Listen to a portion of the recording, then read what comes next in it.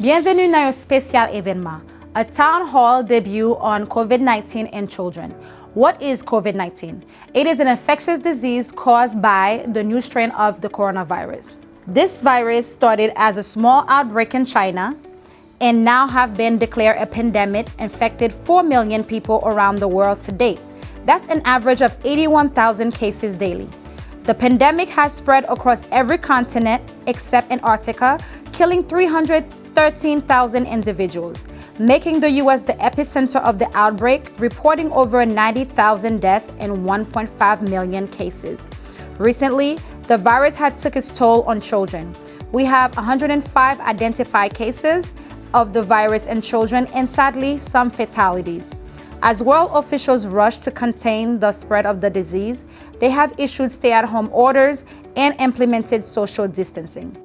This took an unprecedented toll on social life, education, church, and more. The Promised Children of Eben-Ezer of Westbury, coupled with the children of Open Bible Tabernacle of Georgia, joined forces to examine the impact of coronavirus on their daily life and the world. Behind me is this colorful set that will be filled with children's voices on facts, comments, and questions on COVID-19. Join us live on YouTube, Facebook, Instagram, and Twitter on coronavirus through a child's eyes. Welcome to our town hall.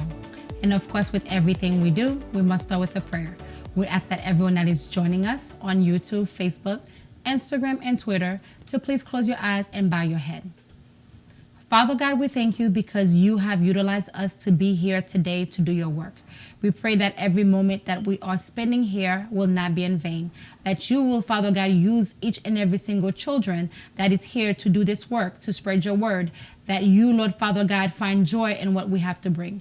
I pray, Lord Father God, your presence is with us, that you lead us, that everything that we're doing from here moving forward, Father God, will be according to your plan and to your will. We pray, oh Father God, that you, Lord Father God, use us. In Jesus' name we pray. Amen. Welcome to Children on COVID, a town hall presented by the Children Ministry of Eben-Ezer Haitian Baptist Church, coupled with the Children Ministry of Open Bible Tabernacle Haitian Assembly.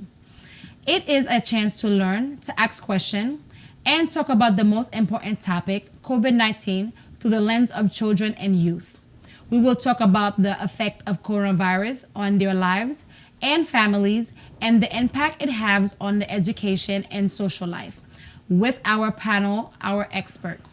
To introduce myself, my name is Daphne, the Director of Children Ministry, and now to introduce my co-host, Nyla. Nyla. Hi, my name is Nyla. I'm 13 years old, and I'm the president of the Promised Children. Live with us on WebEx, we have Layla from Georgia and Kayla from New York. Layla, can you please introduce yourself? My name's Layla. I'm 9 years old, and I go to Open Bible Tabernacle. Welcome, Layla.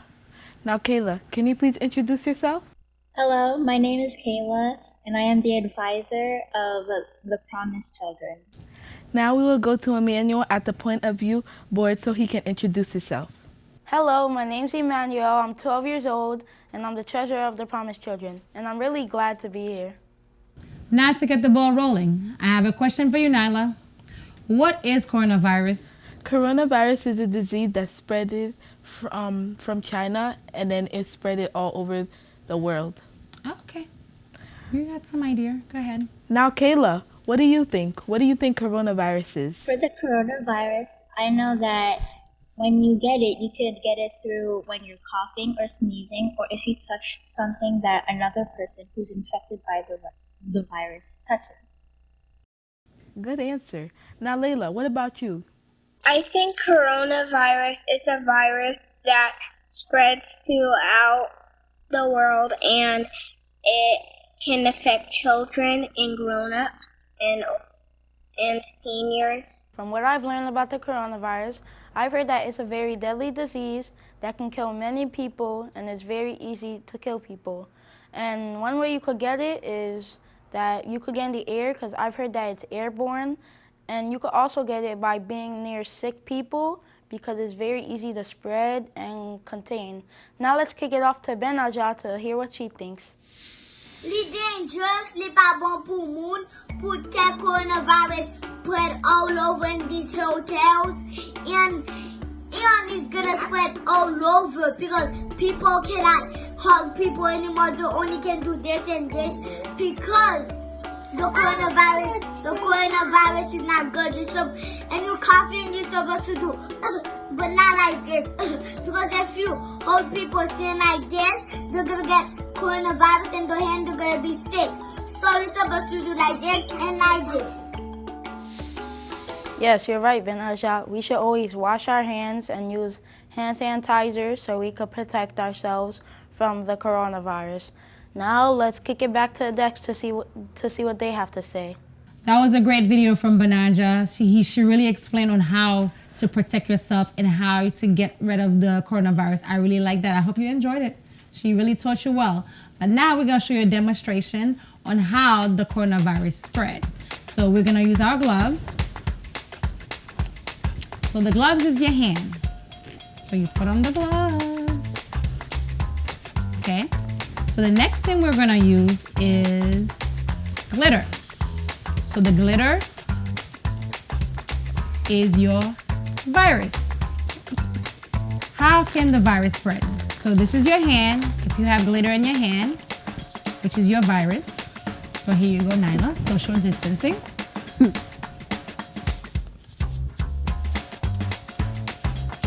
Okay. So now my hand is filled with virus. So I have virus everywhere, if you can see that. So now anything that I touch, I am spreading the virus all over. You can see it's already all over my desk. And if I continue to touch my papers, it's gonna have virus everywhere. This is the reason why you must wash your hands, because every time I touch something, I'm gonna have more glitter everywhere else, and we're gonna have virus everywhere on the table, like Ben-Ezer said, everywhere. And that's why you do like she said. Thank you, Nyla, so you don't spread the virus. Now that we have demonstrated how you can spread the virus all over, I tell you. So now I have another question for Nyla. How did the virus start? So the virus started in China when a man ate a bat, and the bat had the coronavirus in their system. And when the man ate it, the virus automatically came into him. And then after that, I'm assuming that he spread it all over. And that's why we're all quarantined right now. Yes. One person's sin caused all of us to be quarantined. Now, Kayla, what about you? With the coronavirus, people have many thoughts of it. There's many theories on how it started. For example, the bat example, or another theory is that someone planned for the coronavirus to start. I think the coronavirus started in China, and they were in a big group and they were not doing social distancing, and that's what caused them to get coronavirus, is what I think. Okay, now Emmanuel, how do you think the coronavirus started? I think the coronavirus started in Wuhan, China, at a marketplace where they sell a lot of live animals, and somebody ate a live bat, and from what I've heard, it started spreading from there because it's very contagious, and that's how it ended up in New York. And that's my opinion. Now let's kick it off to see what the kids think about it. One thing I know is that the coronavirus is a big group of viruses that spreads in the air. I know that it's airborne, meaning that it's in the air and it's in the air for like at least 2 hours. I know that the virus can spread from person to person very quickly. And I also know some of the symptoms. Some of the symptoms may be having shortness of breath, having a high fever, having a sore throat, or there's many more. And a little fun fact I know, a few fun facts is that the Dominican Republic was the first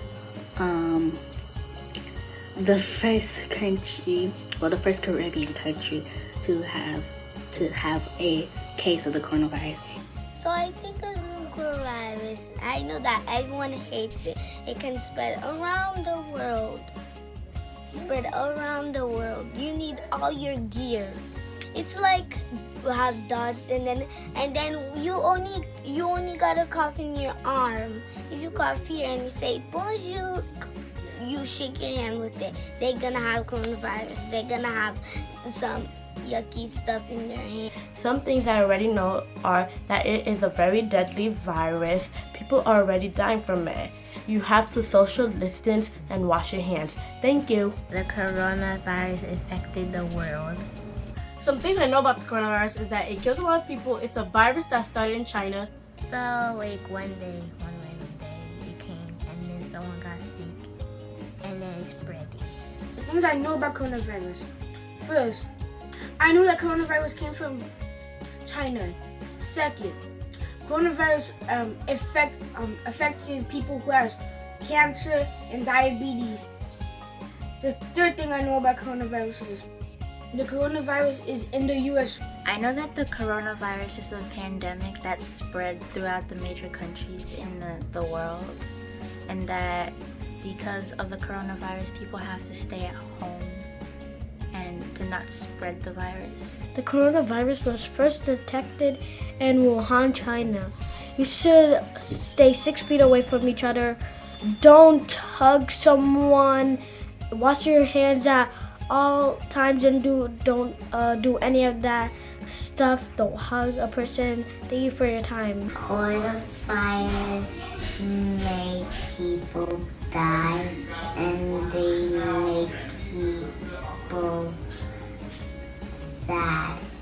I know that corona spreads through a lot of the parts of the body, and like the hair, the ears, it can get on your eyes, your nose, and your mouth, and it especially gets on your hands.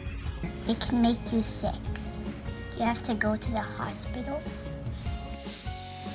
I like the way, the kids answer the questions. They are very well knowledge and they know their information. So now to you, Nyla, I have a question for you. What do you feel or how do you feel when you hear coronavirus? When I hear coronavirus, I feel anger and madness because there's so much people dying, and especially colored people, just because one person ate a bat.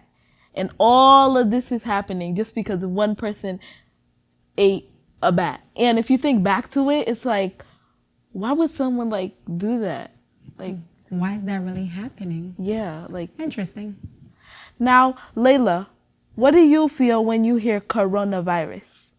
I feel scared because sometimes when I hear the word coronavirus, I think of some of my family members and I'm scared if they get it. And I think of some of the people around me and I think they're going to get it, or I'm scared that they're going to get it, and I'm also scared if I get it. Good answer. I feel the same way. Now, Kayla, how about you?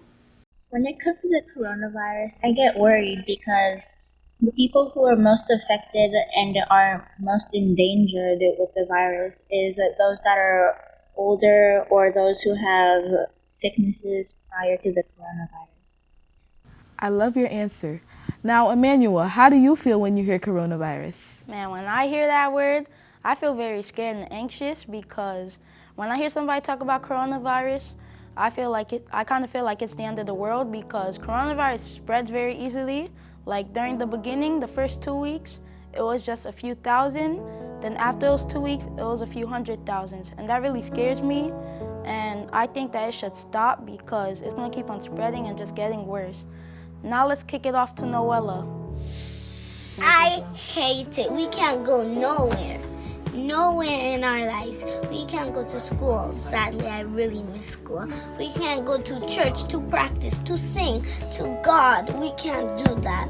We just gotta pray our own, and I do not like that. I like when people together sing, la la la la la. It brought us together, but no, because we could still get sick and then die.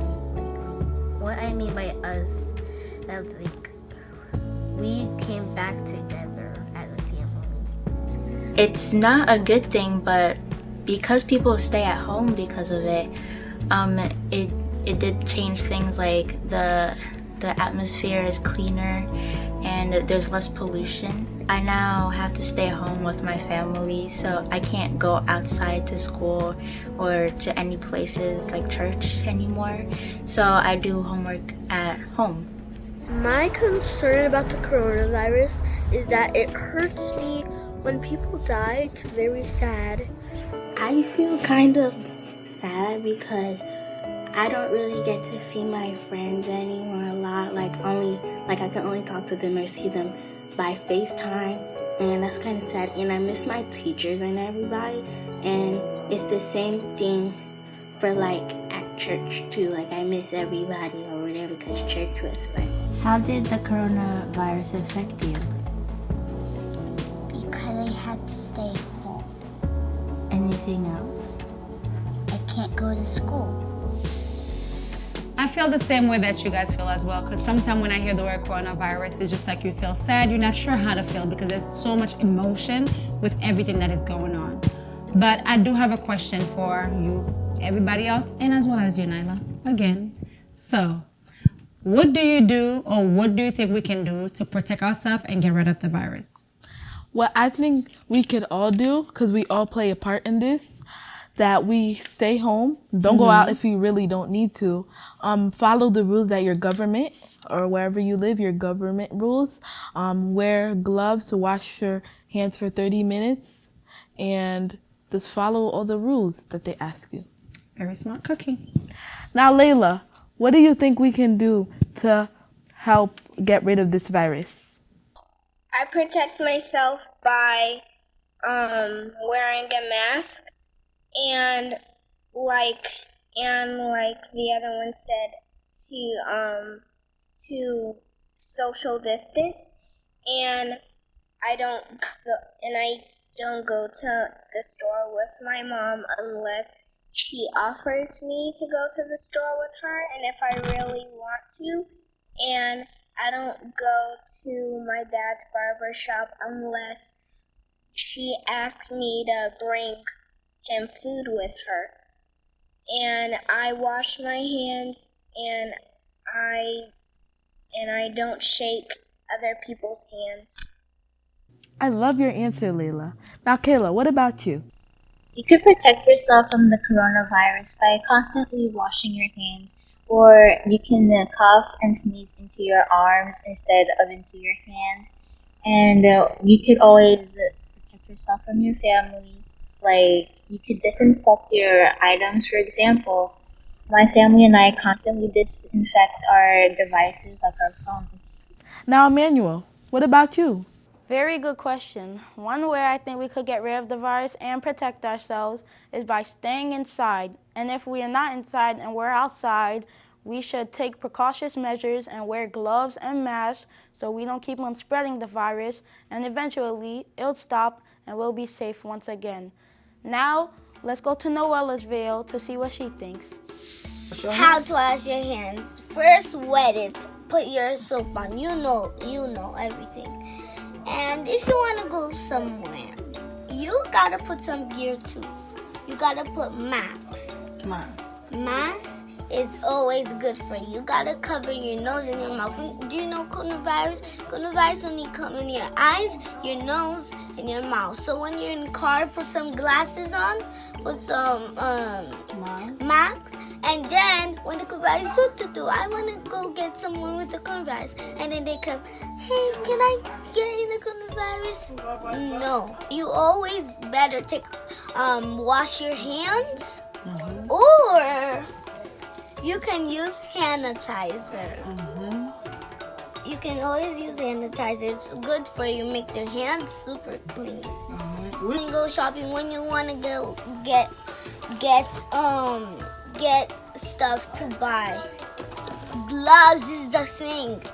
When you want to go get the mail, you gotta spray it first. These are the 4 things that you have to do in coronavirus. Put masks on, put gloves on, put hand sanitizer on, and wash your hands, and last but not least, cough in your arm. in your arm. That was nice, Noella. Now, let me bring it to another video about what all the children think. First level c'est nous laver pour quitter masque na bouche et puis tout lever la caille pour retirer jacket avec la dos avec tennis et puis tout et pour laver mais avec bâton de l'eau avec et puis tout avec soap et puis tout là fini et pour scier avec paper towel et puis tout là fini et pour mettre hand sanitizer et pour get your mask in the bush wherever you go. So please stay home and enjoy the day. Social distancing means like we have to be apart from each other, and I too think that it's really safe because up close to somebody could be not so safe because you're spreading germs. I wash my hands for 20 seconds and I social distance. I practice social distancing and I wear a face mask. Corona, it was helpful, and when you get out your house, you have to put a face mask on. Don't touch your eyes or touch your mouth. Put gloves on if you're going out, and make sure you get a lot of food because you might go into lockdown. Everything you guys said was very nice. And like some of you guys already said, wearing a mask is really helpful when you're going outside because it always protects you from being safe. A mask like this would help you from spreading the virus and it'll help you from getting the virus. And it also helps all of us because if you don't spread the virus, then it will stop eventually. Thank you, Emmanuel, for that great demonstration. Yes, I do too have a special mask. And I love mine because it's made out of leopard. So this is how you wear your mask. You put it on. Make sure you cover your nose and your mouth. For those who are watching with us and wondering where we got these masks were specially made by the First Lady of the church. If you guys would like one, you guys can comment down on one of our videos, and we'll reach out to you by email. But if you can't do that, you can also make your own. And I'm going to show you just how to do that. Now, first, what you'll need is maybe a scarf or a bandana, because I know a lot of Haitians out there have that. And we're just going to fold it. You can also use your Haitian flag. Yep. And you're going to fold it one more time. So you're going to be like triple folding it. And then you'll take your rubber band and you're going to put it on one side.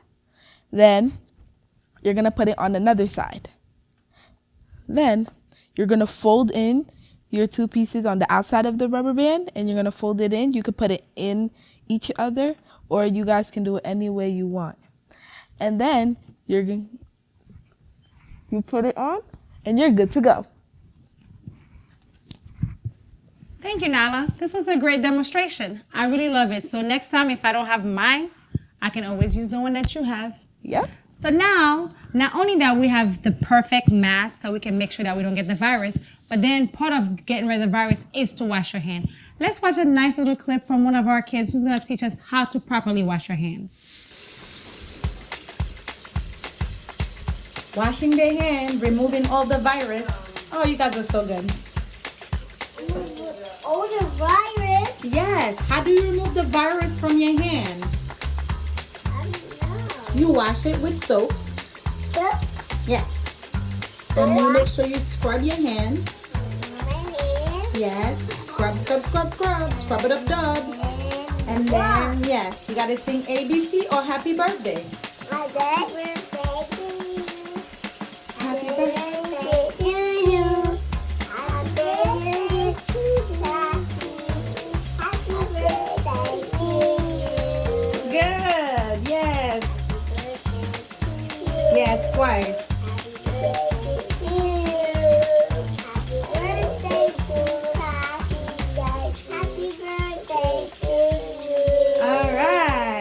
gotta rinse our hands.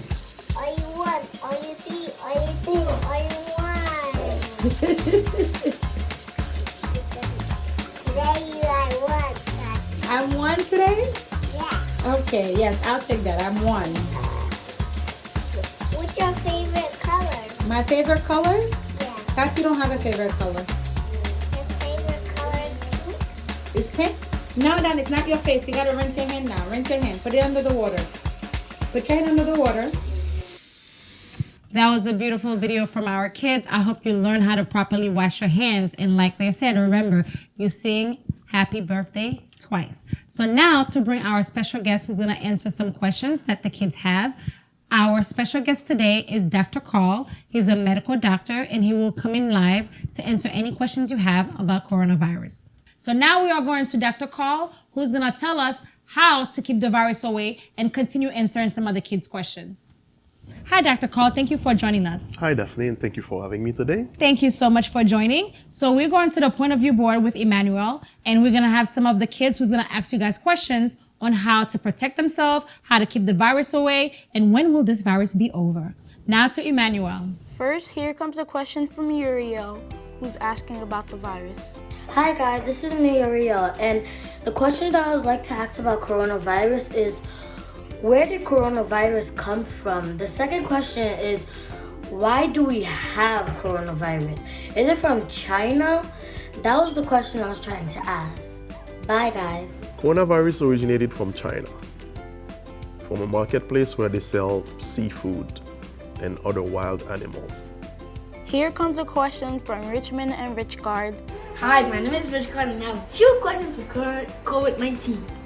So, the first question is, why do kids get corona if they have to live longer? Instead, because parents are supposed to get corona because they already live longer and kids want to have kids and they want to grow up. Thank you for hearing what I said. Now bye. Hi, my name is Richmond Rose here from the Promised Children, and my first question is, can kids be affected from COVID-19? And my second question is, where did COVID-19 originate? Indeed, coronavirus originated from China, from a seafood marketplace, and from people buying these animals, eating them, and these person interacting with other person, and that's where it started. Unfortunately, coronavirus affects everybody, adults and kids. Yes, kids can get infected by coronavirus. Malia and Brianna had a question about the virus that affects it around the world. How did the coronavirus start spreading from China to all the way to the United Kingdom of America? To the United States of America. Hi, my name is Malia, and I have a question. Why does the COVID-19 have to go all around the world? Well, the outbreak started from China, and there are people traveling from China going to Europe, like Italy, France, and also we have people coming from China to the United States. So these persons, they interact with each other. People, they cough, they sneeze, and the virus, you cannot see it with your naked eyes. So people breathe the virus and get infected, and that's why it's spread worldwide. Now here's a question from George about the virus. Hi, my name is George, and I want to know how the coronavirus got in the bats. Well, the virus get into the bats the same way they get into the humans. It means that probably the bats had to breathe the virus for the virus to be inside of the bat. Comes another question. My question for the coronavirus is, if we look more into that drug we saw in the news that makes you immune to it, I think, could there possibly be a vaccine if we explore more into it? Currently, there's no cure for the coronavirus, and presently the scientists are working actively to find a vaccine, and they're working on it. Hi, my name is Adora, and I have a question. Is there a country that is safe from the virus? Well, nowhere is safe from this virus. As long as people they don't respect the safety measures, like staying home unless it's necessary, like washing their hands, like social distancing, like staying 6 feet apart. This virus can be transmitted from person to person. Nowhere is safe from this virus. Comes another question from Elijah and Jaden. When is coronavirus gonna stop? When is this pandemic going to end? My name is James Bruno. I live in Florida. I have a question. When is outside safe again? Well, we don't know. We cannot predict when this is gonna end. But you must follow the recommendation from your local government. Here comes a question from Jeremiah. How do we protect ourselves from the coronavirus? How we can protect ourselves against coronavirus is with constant hand washings, avoid touching our face with unwashed hands, cough and or sneeze in your elbow, wear a face mask when you go outside, and most importantly, respect social distancing. Here comes a very interesting question from Naomi. Hi, my question is, why are those doctors wearing weird spacesuits like this? Doesn't it scare patients? I wonder. That's a nice question. These are not spacesuits.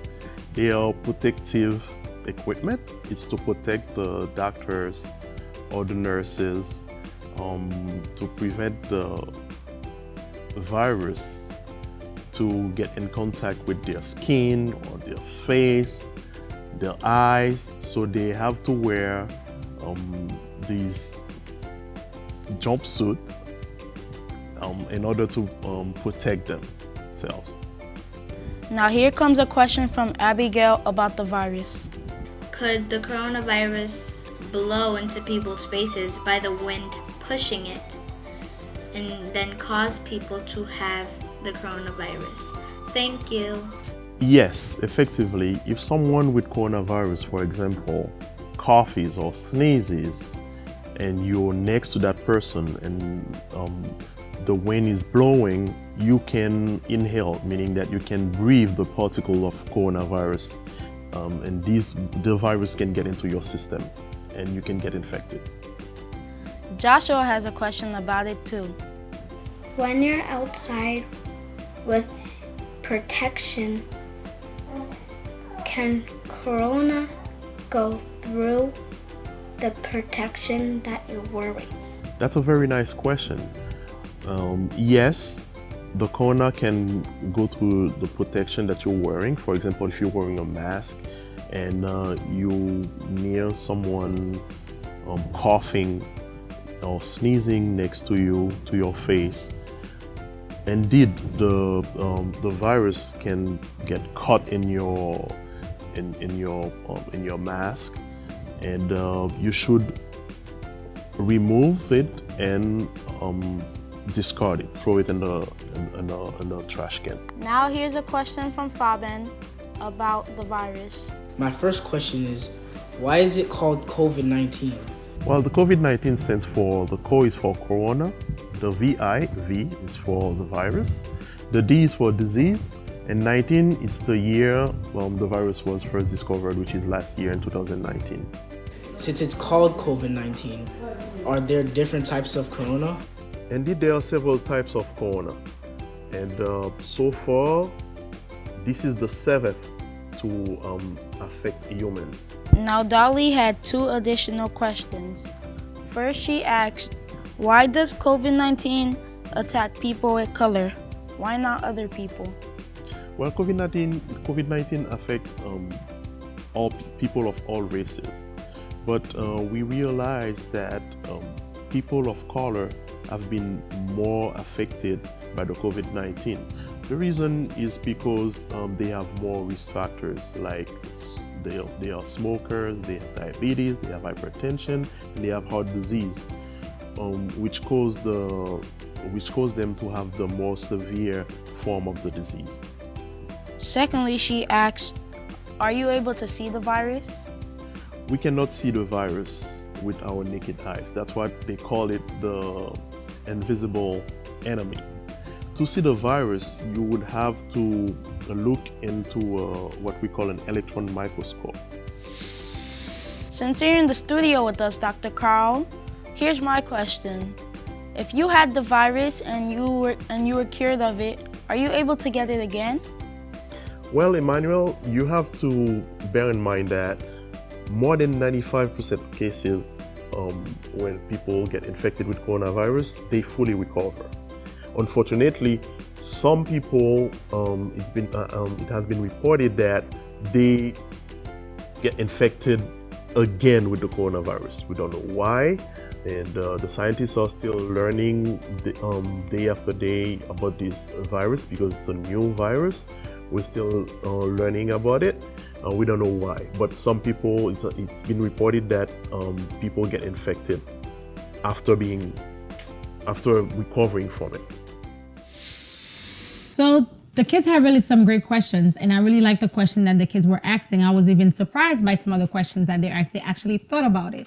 One of the questions that they asked, I really like about the race. Why is it affecting certain race? Because as you know, we are a Black community, and so some of us do have to take some precaution if it is affecting a certain race. So I really like that question. Yes, indeed. A lot of people were really concerned about this fact that people of color were more affected by this disease than other races. And like I answered, we realized that the more risk factors that you have, the more severely you can be affected by the coronavirus. Okay. There was another good question I like out there. I don't know if you can elaborate on that. One of the kids asked if you can get it, like if the wind blow, would you get the virus? But my question is, does the virus stay in the air, and how long does it stay in the air for? Yes, based on studies, the virus can stay in the air for at least 2 hours. Interesting. So if I go outside with my mask, I can get sick? Yes, you can. That's sad. Okay. So the kids have to wear masks at all time? At all time, whenever you go outside, you have to wear a mask. And remember, the droplets also, when they land on surfaces, all type of surfaces, they can stay between 2 and 4 hours. So you always have to constantly wash your hands and avoid touching your face. Okay. Thank you, Dr. Cole, for answering all the kids' questions. If they have additional questions, do they reach out to you? Absolutely, Daphne. I'm available, and it's a pleasure for me to be here to address the kids' concerns regarding coronavirus. Well, thank you for coming on our show. Hope You're to welcome. see you again next time. Absolutely. So we want to thank everyone and all the kids that asked questions. So if you have additional questions while you're watching us live on the air, you can always post your question and we will definitely reach out to you to answer all your questions.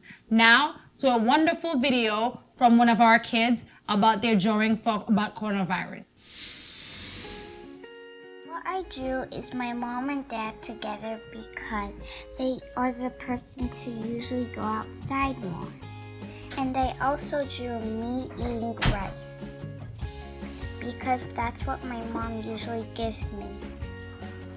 And I also drew someone wearing a mask because when you go out, you wear a mask. And I also drew me on the computer because at home I go on the computer. And I drew me singing because I like to sing a lot. Hey, Manuel. So, why is school closed? I think school is closed because we have to practice social distancing.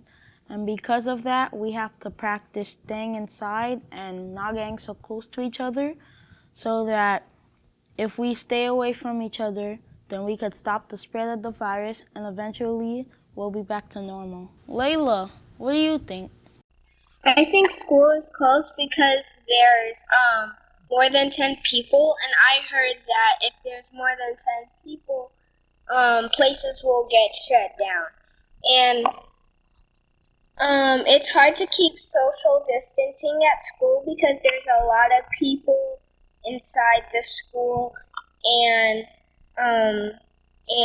we just can't be taking breaks like that to keep on walking around and washing our hands every time we touch somebody, so they just keep us out.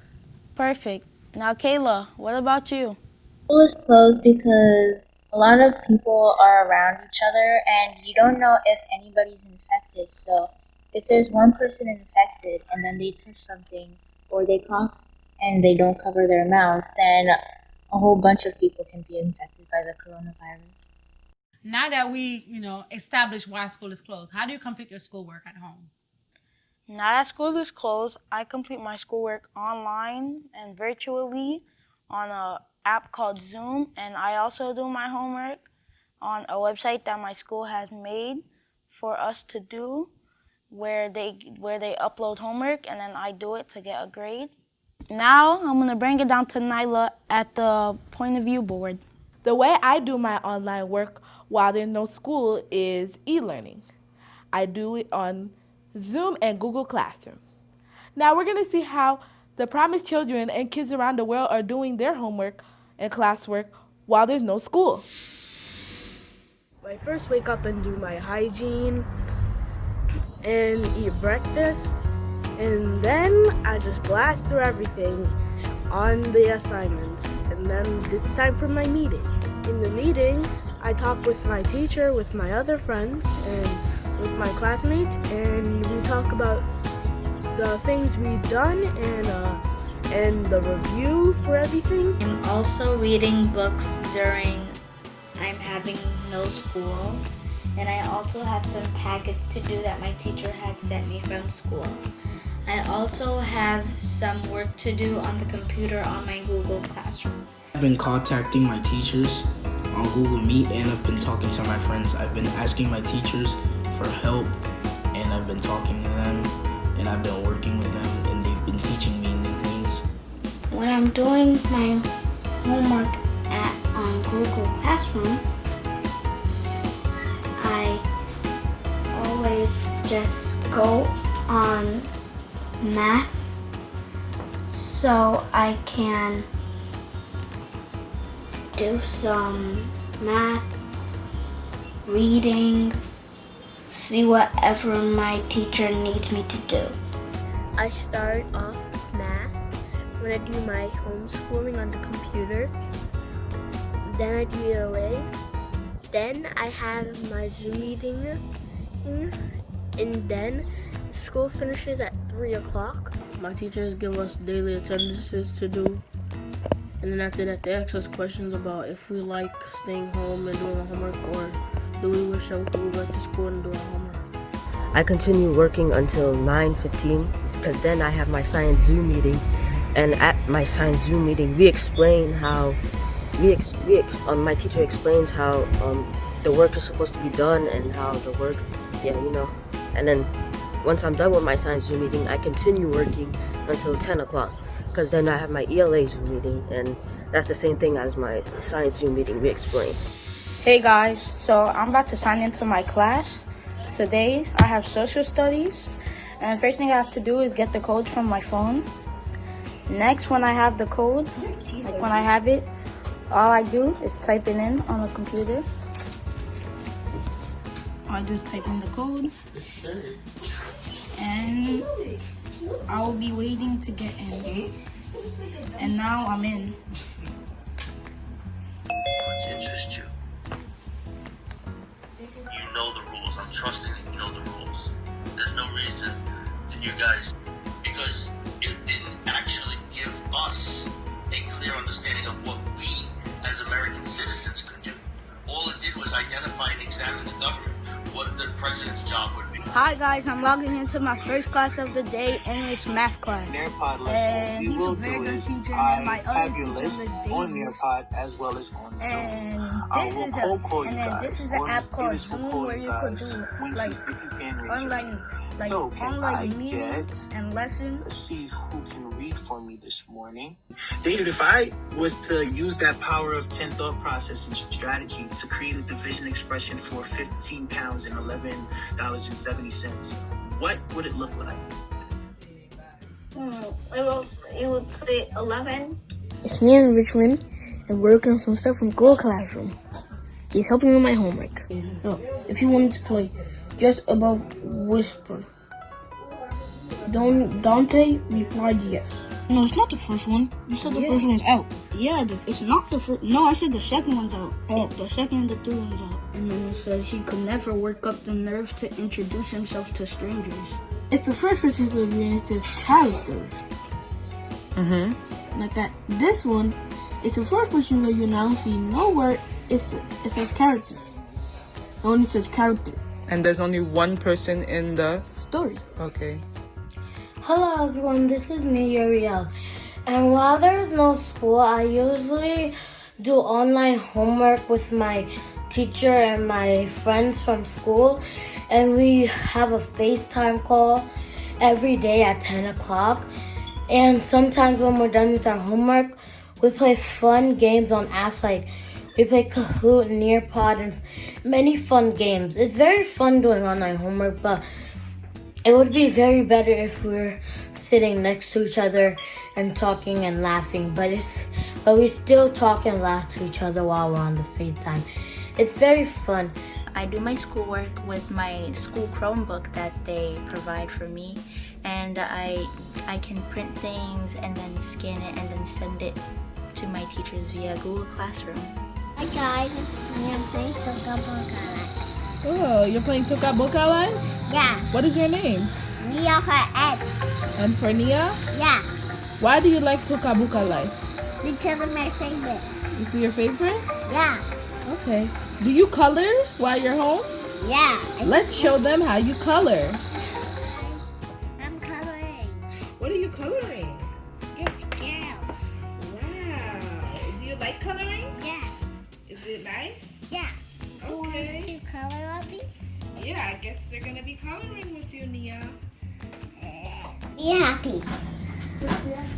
I want to go. Bye. Say bye, guys. Bye, guys. I can't go to school. I do it at home. What are you doing in your homework? I'm putting these words in ABC board. Is this easy? Yes. Do you like doing this? Yes.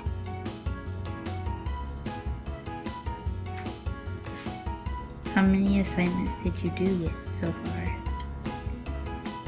About 10. Really? It's interesting how the kids complete their schoolwork. It seems like they have a lot of work to do. And then the way that they actually doing the work and the different way that the professors give them the work to do. Very interesting. So Emmanuel, this question to you. How do you feel about online schooling?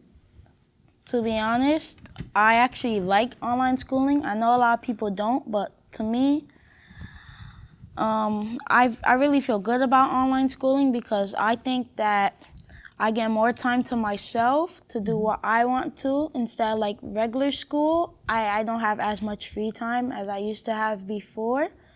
And also, I also get less work, which puts less stress on me and it makes it easier for me. And yeah. Okay, interesting. So you say you have less work and then you have more time to yourself. What about your schoolwork? My schoolwork, I think that even though I feel a little good about online schooling, but I think that schoolwork, even though I could do it, I just feel like it could be like a little harder because if I lack on something, I don't have my teacher there to like help me if I need help. Now we're gonna go to Nyla at the point of view board. What I feel about homeschooling is that I like it. It's more better and easier for me and less work. Now let's see how the Promise children and kids around the world feel about homeschooling. I feel like they give us more homework usually when we do homework at home. The pros and cons about being homeschooled. Well, I don't really have a pro, but the con is that I can't be there physically to ask my teacher a question if I need help on my homework because I don't feel like texting her or calling her and stuff like that because I want to be able to raise my hand. For me, doing school, classwork and homework out of home and not online, but doing work online was easier because I'm not really used to doing work online yet. So I'm trying to get used to that. What I like about homeschooling is when lunch comes, we're always talking together about what our concerns are and what we're feeling. It always makes me happy to help out a friend. And what I dislike about homeschooling is that I'd prefer school to end at 2 o'clock, but it ends at 3 o'clock.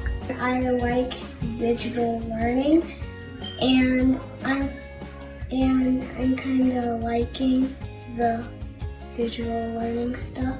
It still makes me grow my brain, and I'm learning a lot of new stuff, and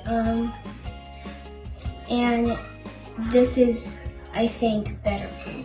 I like when you go to school and do the work. When you in the tablet, computer, laptop, you gotta just write and tell them something. I don't really like it.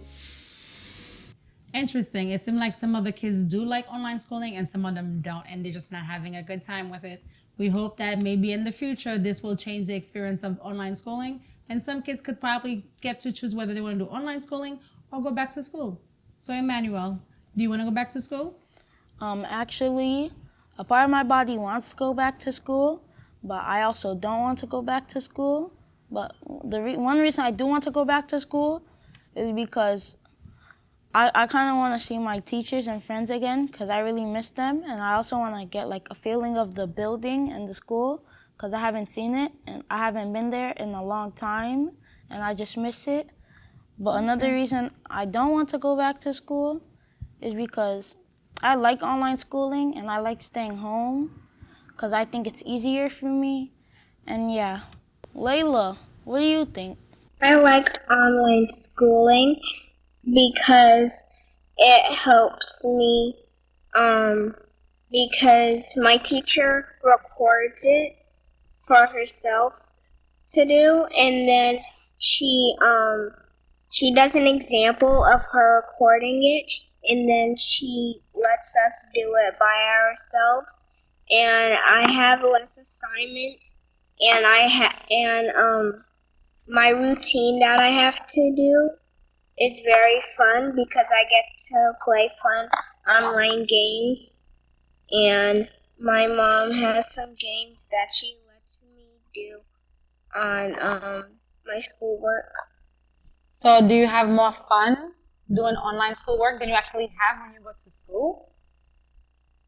No, I rather go to school because my teacher used to let us talk with our friends and figure it out, but now we can't communicate with each other. So now I can't find a friend to talk to, and I can't communicate with my teacher and tell her that I'm having trouble on something, and my teacher isn't really there to help as fast as she was before.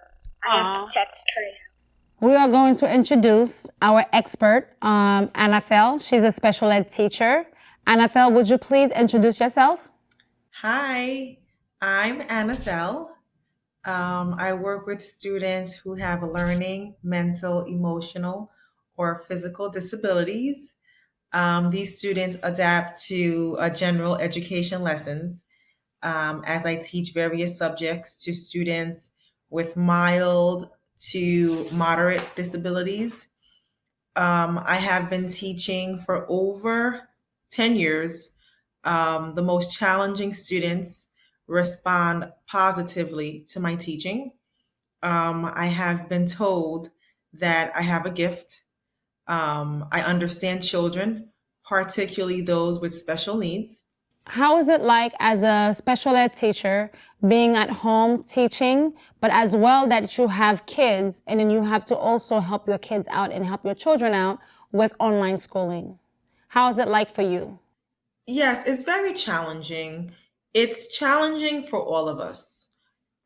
We as teachers, we're not trained before on remote learning. So this is something that's very new. um, everything kind of shifted within 24 hours. With that being said, um, I was with the expectation, or we as teachers were under the impression that the following Monday we're going back to work. So we didn't bring home any of our resources, any of our books, any of our curriculums. So coming into this remote learning, the way it was just the way it just happened, it was new and challenging.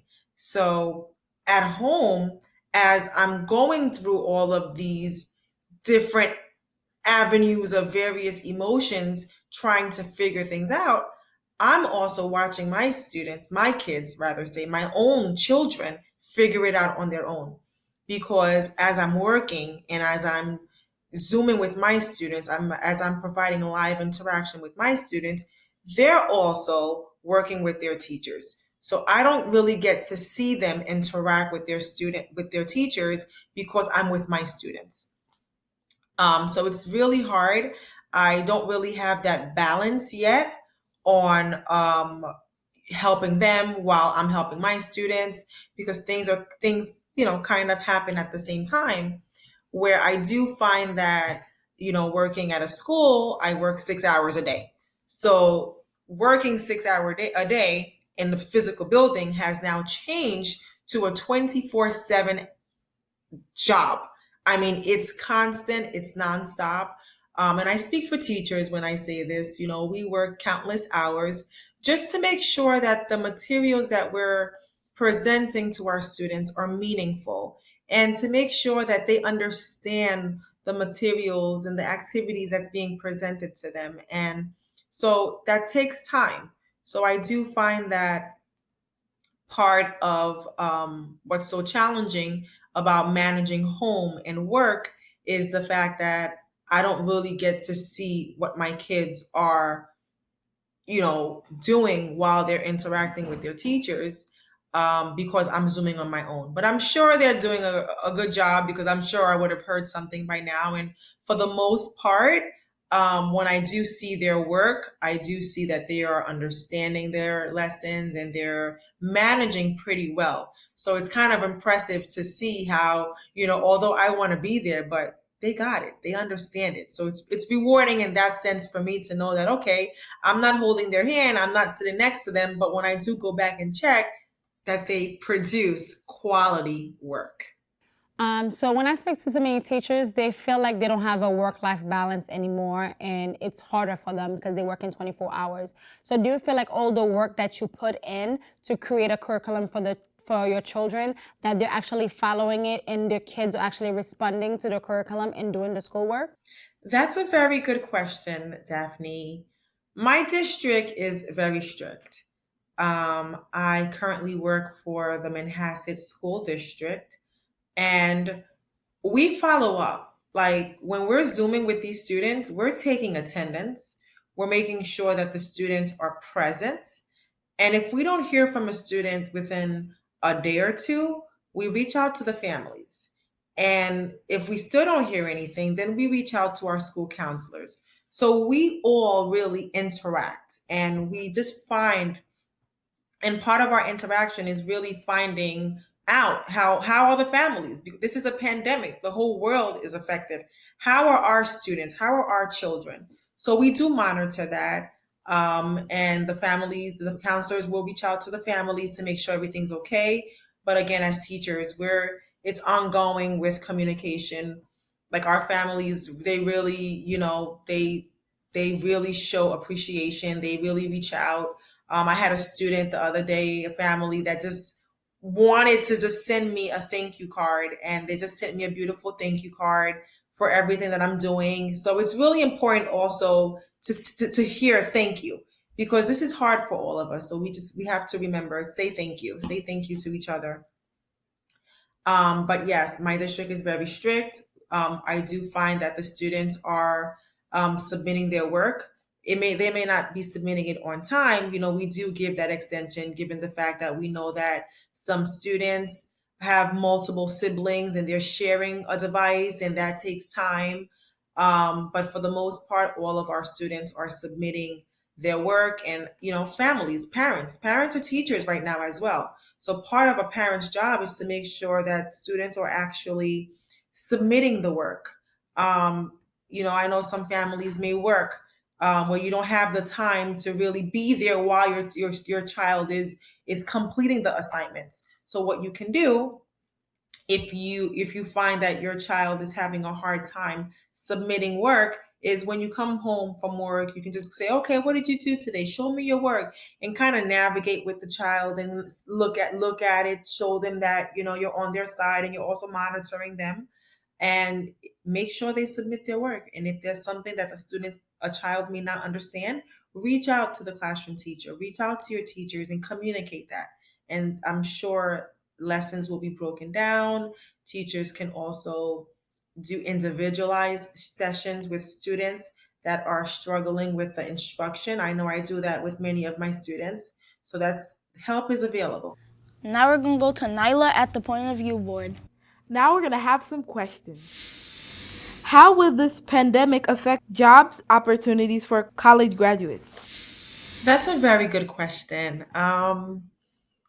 Thinking about it now, I know some college students may feel like they have no direction and they're saddened by everything that happened. They were about to graduate, some were dorming, and families were just ready to cheer them on, and they were ready to cheer themselves on for all of their hard work. But don't give up. Don't give up.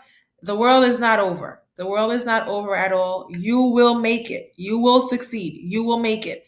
I know some tips from experts are pretty much guiding them and saying focus on gaining new skills, give yourself time to adjust, be flexible, lean on your school's support, and don't forget about networking. Most importantly, believe in yourself. You'll make it.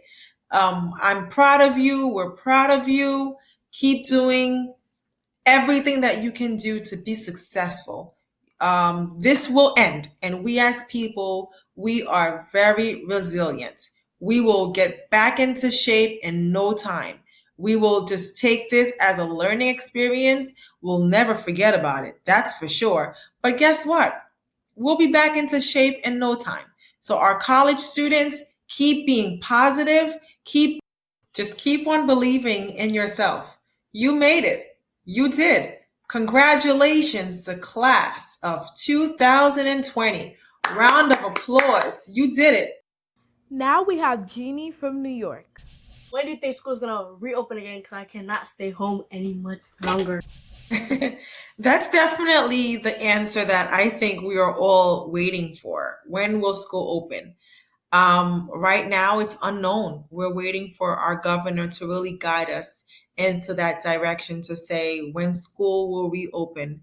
But based on what I'm seeing right now, I don't think anytime soon. But again, it's unknown. We still have to wait for our governor. Now we have a similar question from Alan and Jeff. Hi everybody, my name is Alan Eben-Ezer.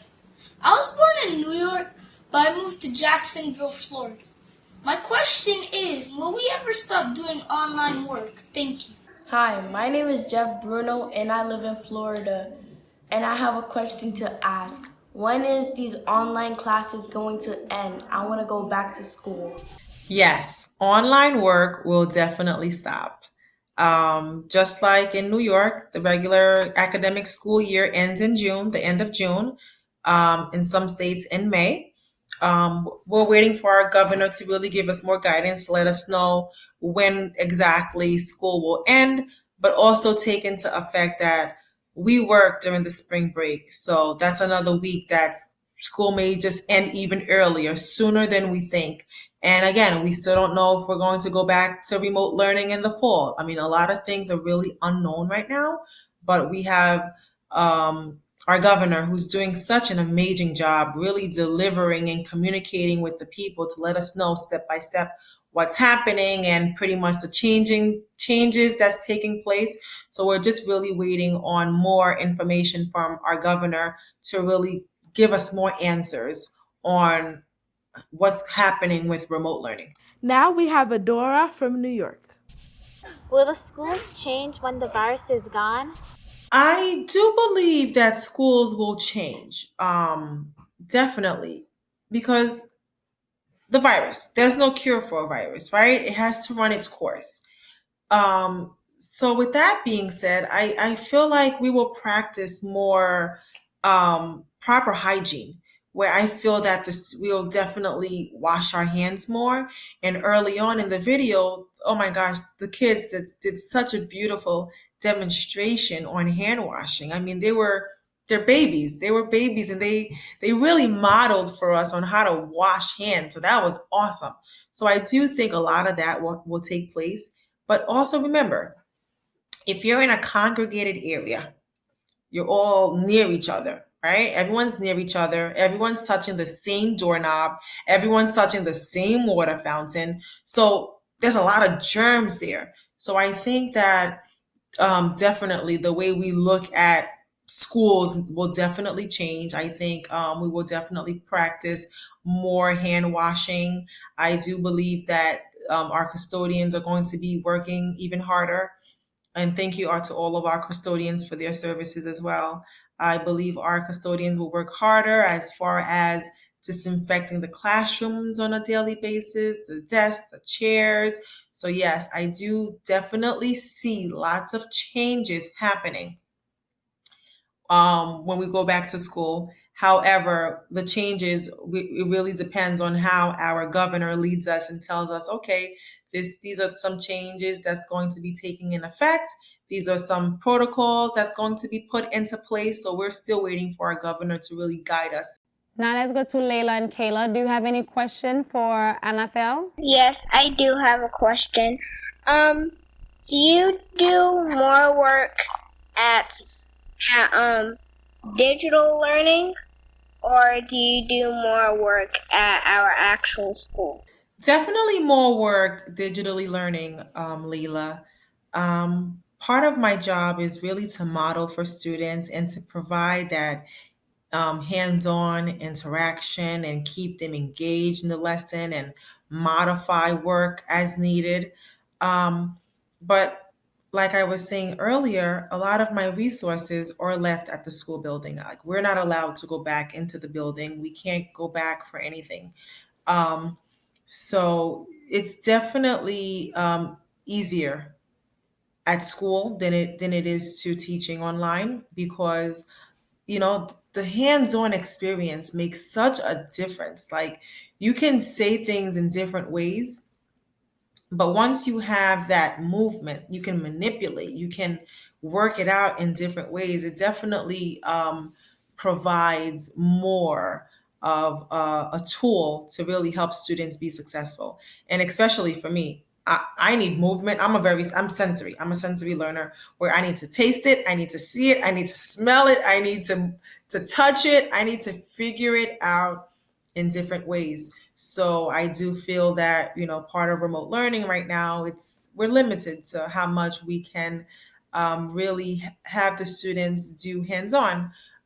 So definitely teaching in the classroom is definitely easier than teaching online. Do you make videos on the lesson or do you do like Zoom calls live? Yes, I do both. So I'm definitely doing more work digitally learning because I'm trying to find different website. I'm still trying to make sure it's fun. I'm trying to make sure, okay, if I present it this way to the students, will they understand it? And I'm also videotaping myself. I videotape myself on teaching different lessons where the students can always have access to it. Where in the classroom, I would model it for them, and we would have interactions. We would talk about it. Okay, maybe I say, okay, well, based on our conversation, this way doesn't work for you, and we'll try it. And although online, we can still have those conversations, but it's still challenging because all of my resources, a lot of my hands on lessons, they're hands on. They're for your hands and they're for us to do with our hands and move about it and have fun with it. Where online, it's really, okay, how can I keep lessons? How can I keep learning, engaging while behind the screen? And the final question is from me. Now, how do you control your teacher life with your personal life? That's a very good question, Nyla. I actually don't really have a personal life right now. I feel that all of my time is dedicated to my work. Um, I feel like I'm working nonstop, just learning different technology to use, different websites, different tools, and just trying to navigate on ways to really make it engagement for my student. So I feel that personal life wise, out the door for now. But one thing I do more that I didn't really get a chance to do often when I was working, like we probably did it maybe twice a week, but now we do it every single day. Is I know right now every 5, 6 o'clock comes, guess what? I shut everything down and I sit down and have a family dinner with my family. And that's something we all just look forward to. We know when the time is coming, the kids start setting the table, and we just start putting the food on the table. And it's just nice that this is something that we get to do every single day. Um, but I do try to have my own children, continue with their own personal life. Like I make sure that they're outside and they're playing basketball. I make sure that they're having fun. I make sure that my daughter, she's baking, and my oldest son and daughter right now, they're into cooking. So I make sure that they're cooking dinner and they're having fun. So although I don't have a personal life, I make sure that my children are enjoying every single second of being home and enjoying home, because I'm working and I want to really keep them busy. So part of me being able to focus on my job, on my work, is to make sure that they're busy, and once they're happy, I find my happiness too. So right now, no personal life. All of my time is dedicated to my job. Thank you.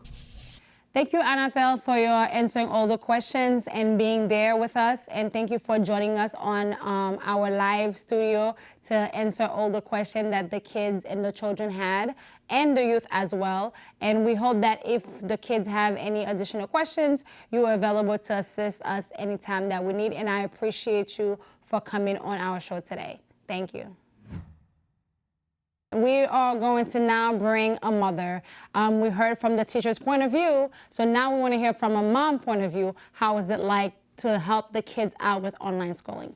Now, our expert, Sister Judith. Hi, how are you?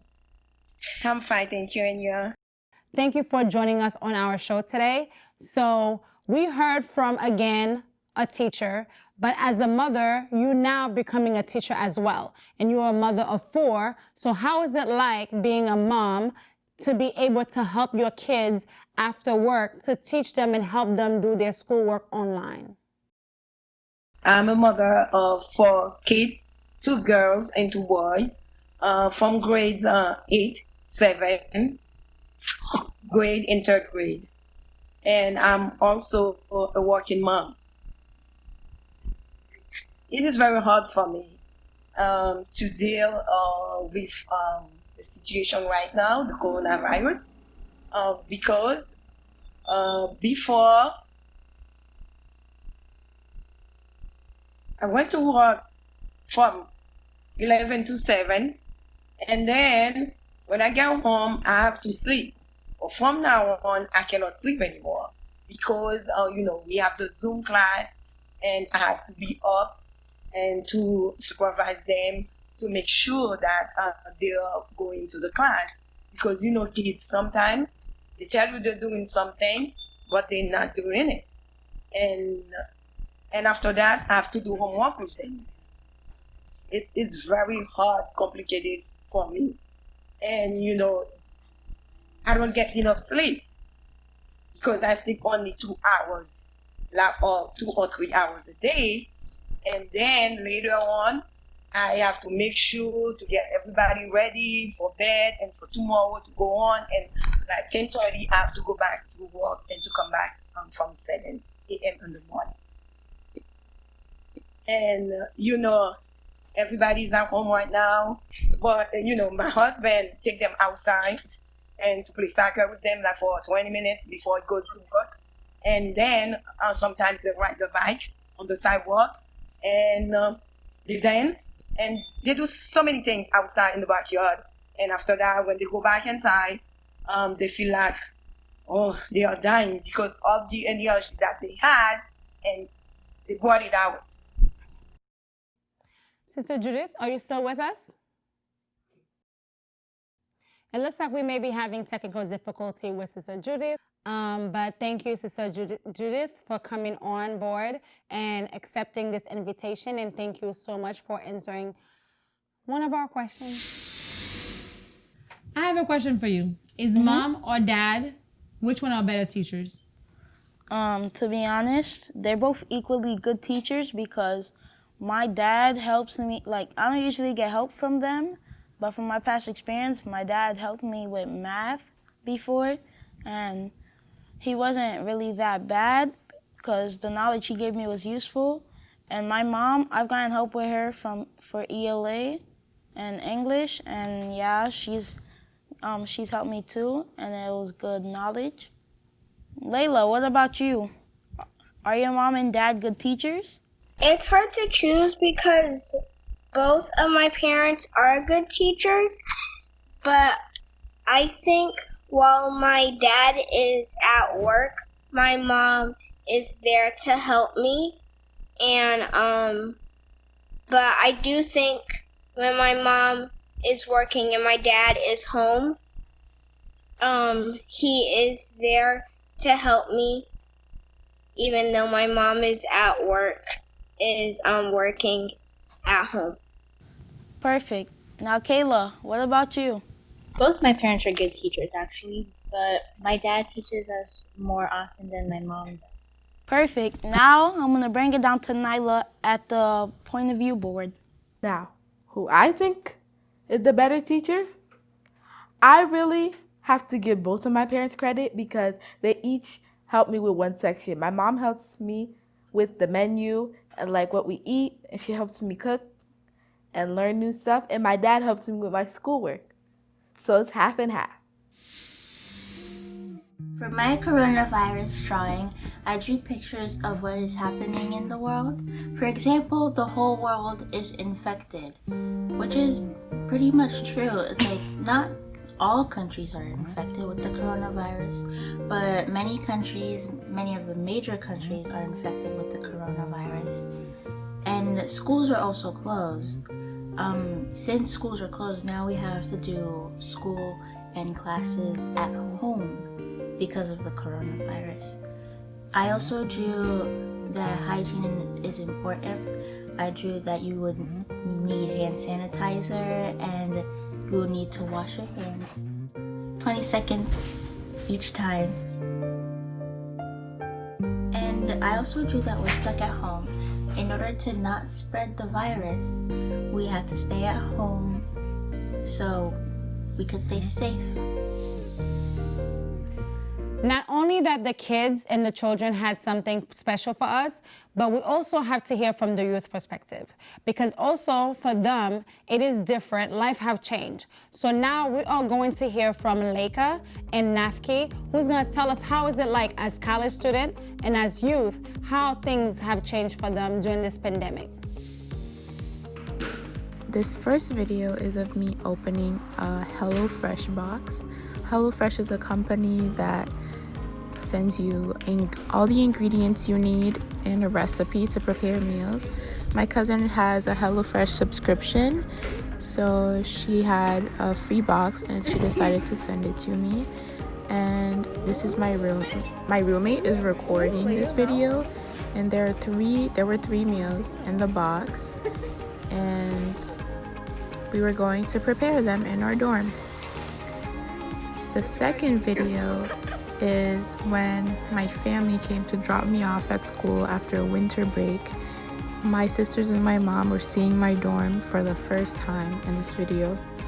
And the third video is just a view of what it looks like at NYU. The Arc is at Washington Square Park. It's a big symbol of NYU. The last video is of me walking with Welcome Week leaders. Welcome Week leaders help first-year students transition into college life. So this was us during training week. Hi, this is Leica. Today I'm going to talk about how the coronavirus affected me and my school life.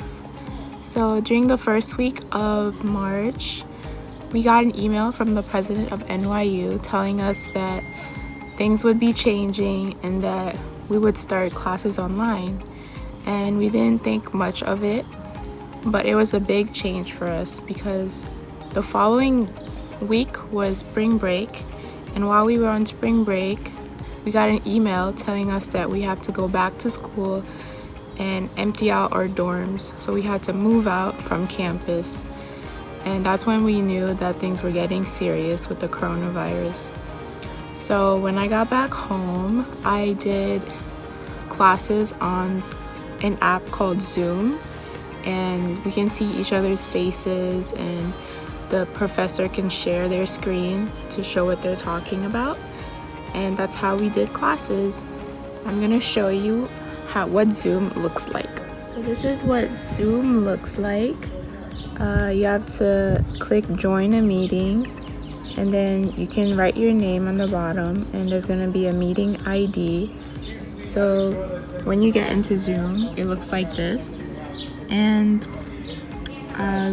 if you want, you can put your camera on and everyone else can see you, but if you choose not to put your camera on, they won't see you. And you can also mute yourself so that people don't hear you when you're not talking.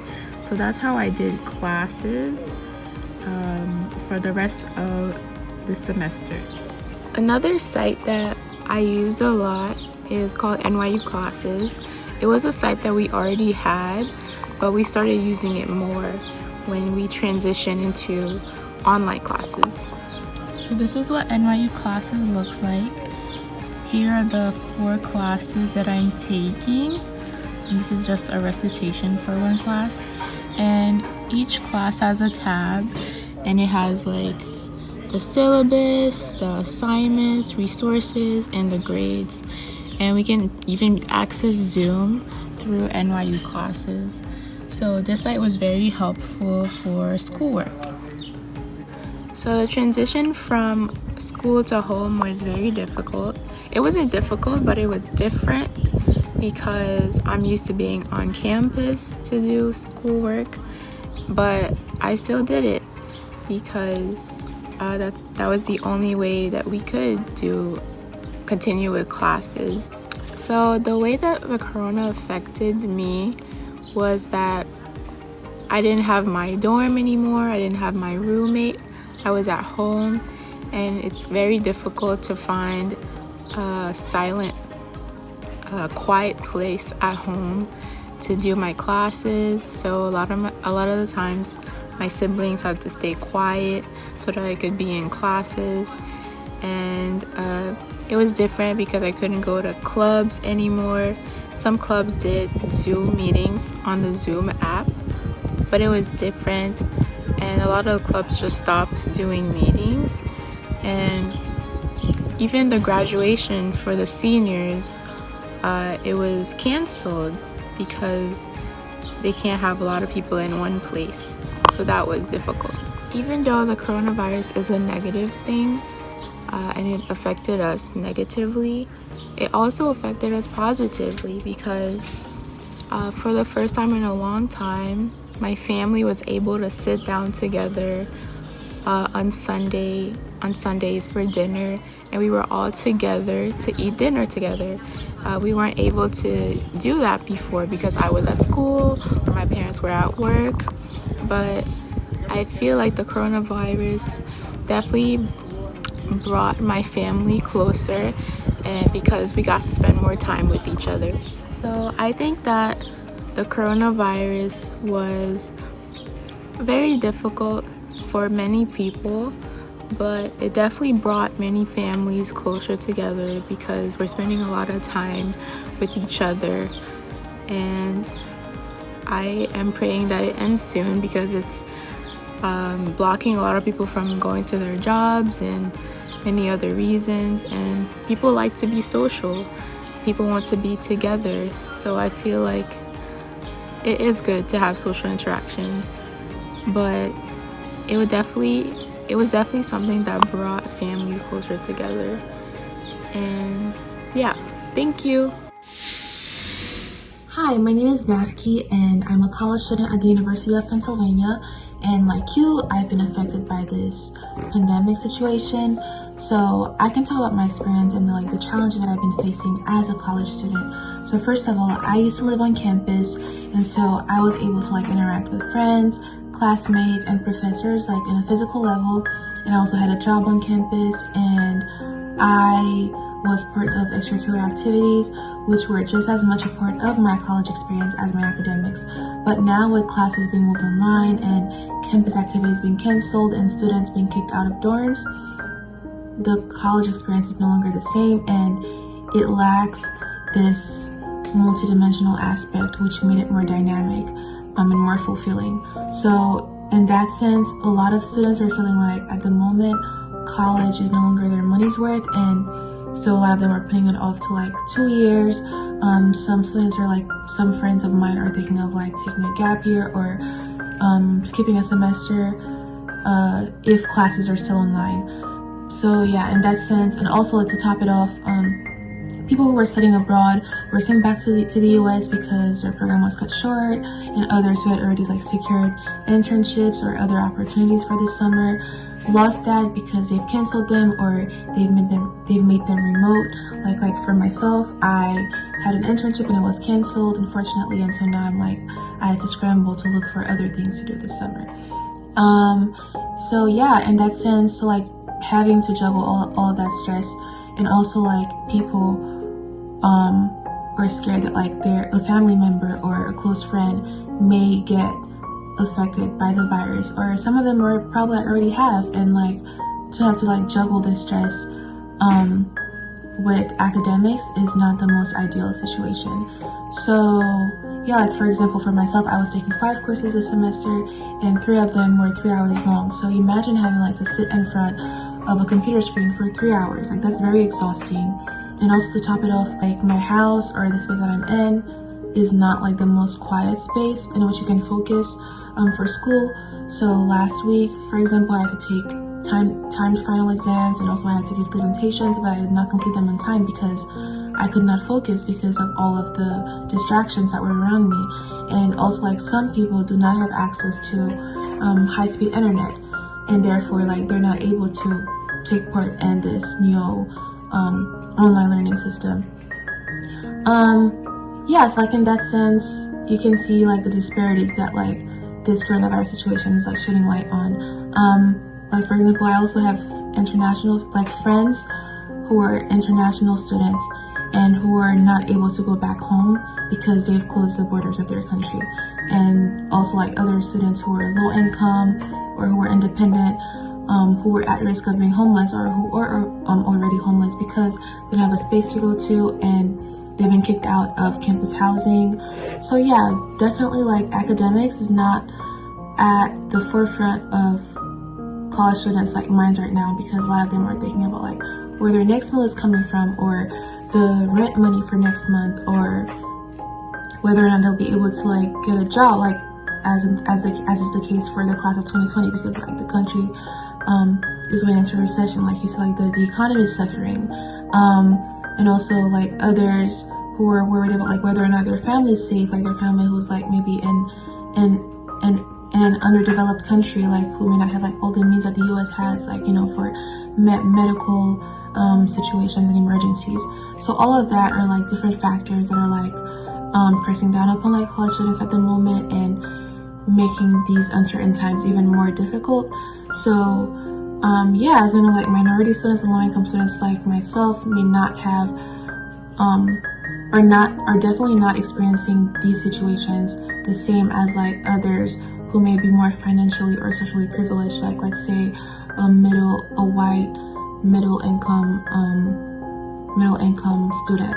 So in terms of that, I'm also definitely fortunate because I'm with my family, whereas I know I have friends who are not as fortunate because of their socioeconomic circumstances. So in that sense, yeah, while none of us will come out of this pandemic situation, untouched. Means and resources play a big part in terms of like how each one of us, not just students, but like everyone else in society in general, will be able to survive this both physically and mentally. But yeah, thanks for listening to me, and please stay safe. Thank you, Leica, and thank you, Nafki, for your video. I can definitely relate to some of the aspect of what you guys are going through. I understand, Leica, like, yes, it's so true, the kids who want to graduate. Now that I think back, I had the opportunity to graduate and I chose not to go to graduation. So I can understand and feel those kids' pain now who doesn't even have a choice. So yes, it is difficult for them. And I know the one thing I miss about being on campus, like you mentioned, is the different clubs. Like, because we had the cultural club, I think I was part of the American Society Club. So all those clubs, when you participate, this is when you get to meet new students in the school by participating in those college clubs. So yes, I do miss that aspect of it. And NAFKI, going abroad, yes, because I had so much fun. So I can only imagine if I was abroad and then they cut it short and then for me to come back. But thank you so much for your videos. Thank you, and I hope that everything work out for both you guys moving forward as we go through this process. In my drawing, I made me on the computer, and I did that because usually I'm on the computer watching videos or playing on it. And then I made someone wearing a mask, and then I made that drawing because whenever you go out, you have to wear a mask. And I made me singing because sometimes we have like little parties in the house and we put like really loud music. And I put the news talking about the coronavirus because whenever somebody opens the TV and goes on the news, they usually talk about the coronavirus. And then it made me waiting for my birthday, and I made that because my birthday was coming soon, and today is my birthday. And then I made my last picture is me and my family because we're all together at this house.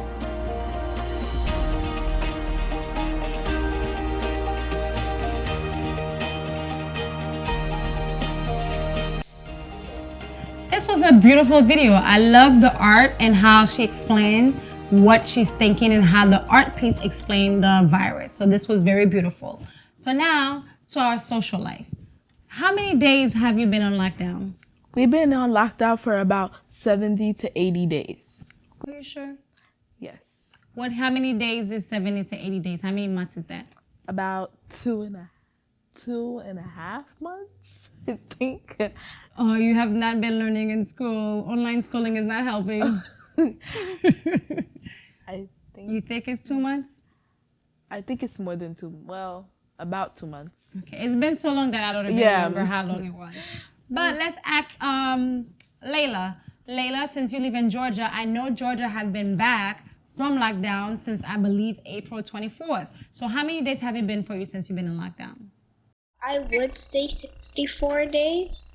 64 days? Okay. How about you, Kayla? How many days do you feel like it's been for you since you've been on lockdown? I've completely lost count of the days now because it's been so long. But I know it's been like over 2 months. Over 2 months since we've been on lockdown. All right. So then I have another question. Are you actually enjoying lockdown? Yes. I recently thought about that question, and I'm enjoying it because now I have more time to myself and more time with my family, and I have more time to like do stuff that I haven't before because it's school time. But now that I'm home, I could fit in and make a schedule for myself that works for me. Now, Layla, are you enjoying lockdown? No, but I do go outside, but I do kind of enjoy being home because I get to stay with my family, but I do miss riding the school bus and being with my friends, but I do like spending more time with my family, because when we were going to school and stuff like that, I cannot spend as much time with my family because I had to go to school. But I do appreciate this time that I can spend with them now. Now, Emmanuel, are you enjoying lockdown? Yes, great question. I am enjoying lockdown because I get more free time to myself to do what I want to do, and I also get less schoolwork.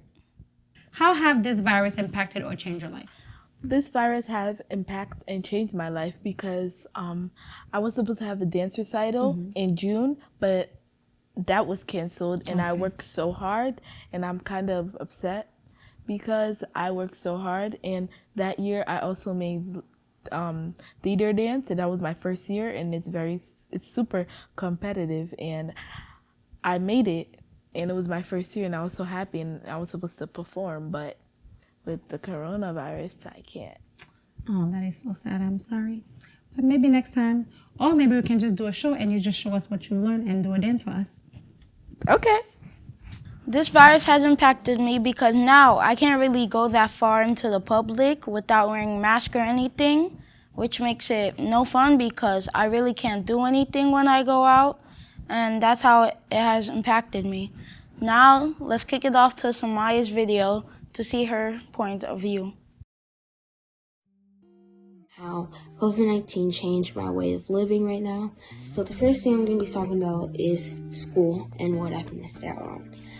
If you didn't know, I'm in 5th grade and I was going to middle school, and so I was going to be graduating this year to go to middle school, and so it was going to be my last time of doing a lot of stuff since it's not the same thing as middle school. Elementary school is not the same thing as middle school. And so, for example, I'm in Broadway Kids, which is a performing arts thing, and we had a show that we were practicing for, and I know I had a lot of songs that I practiced for, a lot of dances.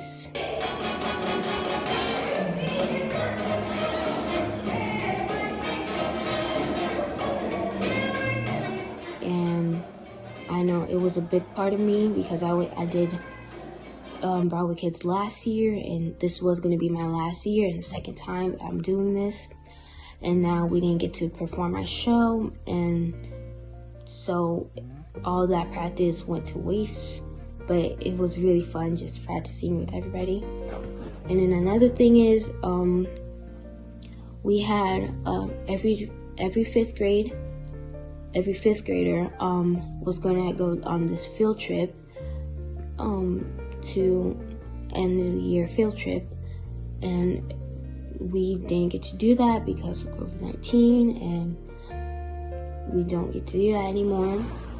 I also missed out on field day, which is fun activities. Even though I have it every year, I mean, it's just going to be my last year of doing that, and I didn't really get to enjoy that because we didn't get to do it. And so I missed out on a lot of stuff that most 5th graders already do, and that they know they were going to do all the time. Like, another thing is recess. I don't get to have recess anymore. I mean, I thought I was going to come back 2 weeks later, like they mentioned before, but that never happened, so I never really got to feel that last time of doing recess. Okay, so the next thing is how it changed of schooling right now. Even though we're not in school, we still do have school online, and so a pro is that I know I get to wake up a little bit later and I get to go to bed later, which is really good for me.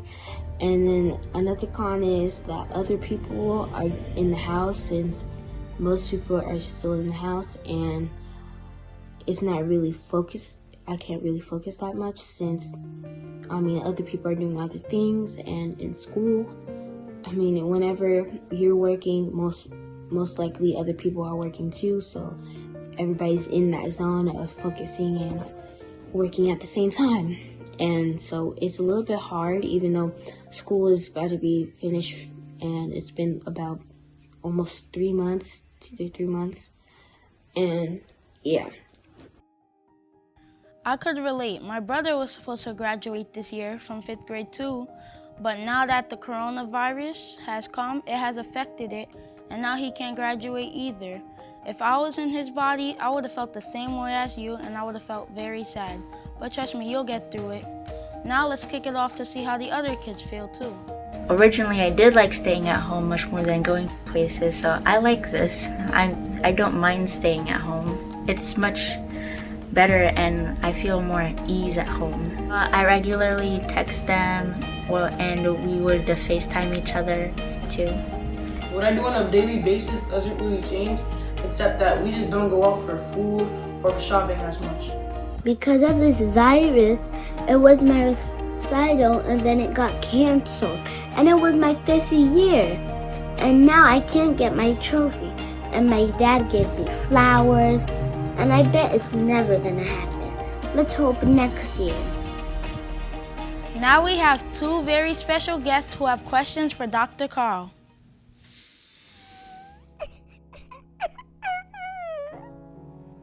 Lucy, what's wrong? All of our friends' grandparents are dying because of the coronas. You mean coronavirus? COVID-19. Yes, and I don't understand why this is happening. Do you, Elliot? No, but I know somebody that does. Dr. Carl. I'm gonna ask him. Dr. Carl, what's going on? Why is this happening to all of our friends' grandparents? Hi, Elliot and Lucy.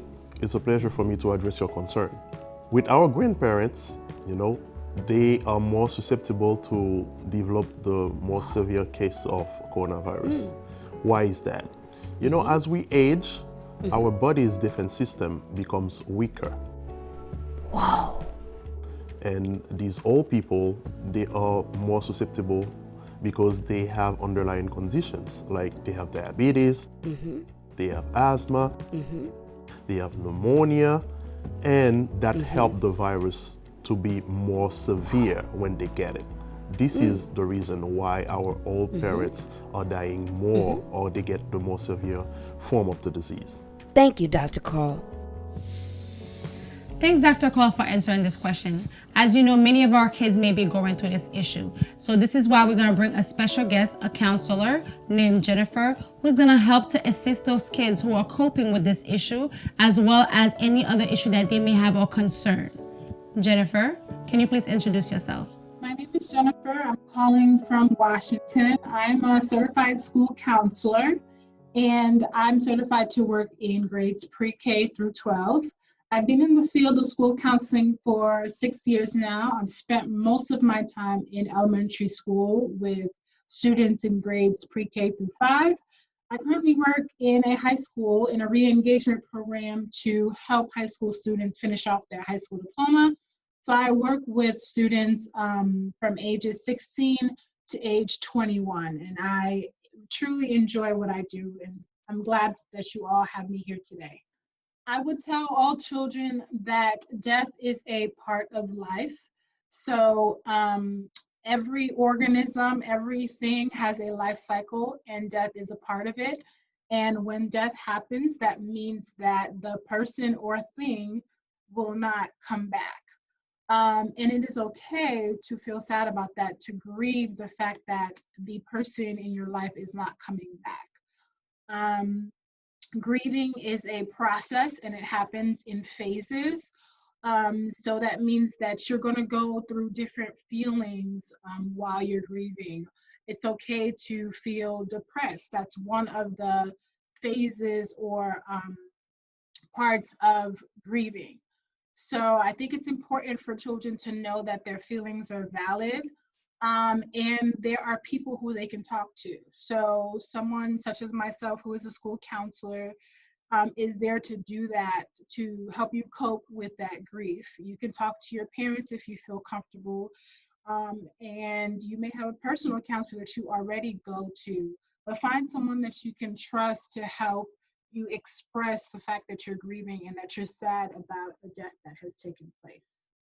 Can you give us some signs that that parents may see that kind of tell the parents that children are depressed or sad or unhappy? So what are some of the signs that can help the parents?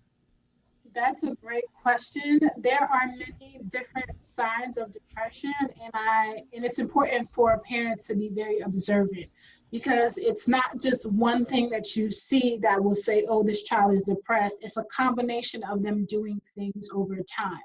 So if you see your child you know your child. So if they have a certain way about them and how they carry themselves and it's changed drastically, then you can say, okay, over time, I'm noticing signs of depression. And those signs are a child being withdrawn. So they may stay in their room a lot more and not want to talk to people. Or they can be really hostile. So it can be the opposite, where the child is really just very moody. They have like just a hostile attitude about them. And with little kids, it comes out even different, because little kids, a lot of times their depression comes out in their behavior. So they can just act up in school really bad and you're not sure what's going on, but that could be a sign of depression. And there's other things that you can look out for too, because especially it depends on the age.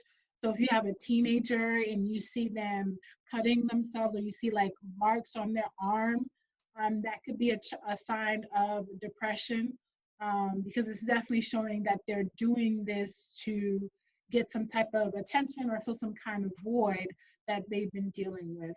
So again, if you're seeing this happen for an extended amount of time, children being withdrawn or being very hostile, then you can likely say that they're going through something that could be depression. Let's say a child is going through something and they don't want to go to a therapist or a counselor. What should they do? That's a great question, Nyla. Um, I think it's important for, if you feel like you don't want to talk to a counselor, you're not feeling that comfortable yet, find someone who you trust. So find a trusted older person who you can tell about your feelings. So that could be your youth leader in your church, or a young adult in the church, but someone who's older, who's wiser, who you have felt like has been able to listen to you before. But just find somebody who you trust to be able to express those feelings, because if you ever feel so overwhelmed by being sad or depressed, never let that go by without telling someone, because it is not good to hold those feelings in, and you don't want those feelings to escalate. So let someone know who you feel like you can trust. Even if you feel like you've never talked to anybody before, find someone in your church who you know has the title of a counselor, so that you know that they have the skills and the ability to listen to you and your feelings. Um, Talk to your pastor. There are even hotlines. So if you are feeling depressed, you can Google a depression hotline, so that you can talk to someone again who knows how to handle those feelings that you're dealing with. But always, always find someone to open up to and let them know that you are feeling this way. Thank you, Jennifer, for all your expertise. Now we're going to the point of view board to Emmanuel, so we can hear some questions from some of our kids. Now here comes a question from Caleb and Nathan.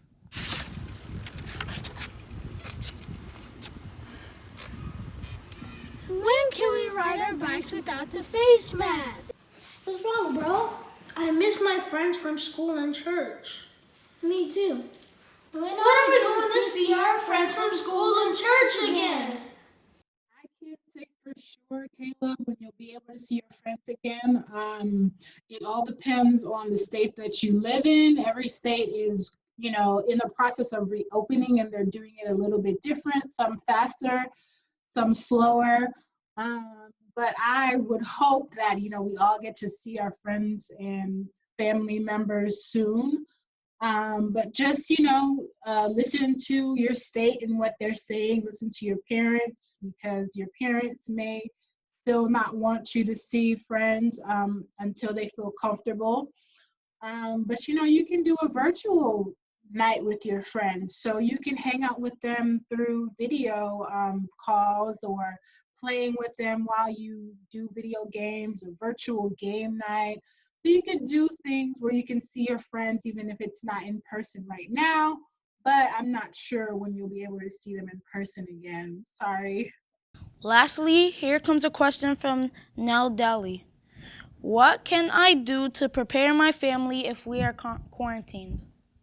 It's important to explain to everyone in the family what quarantine means. So even the kids, break it down to them and let them know that they will have to spend time in the house and they may not get to see their friends for a while.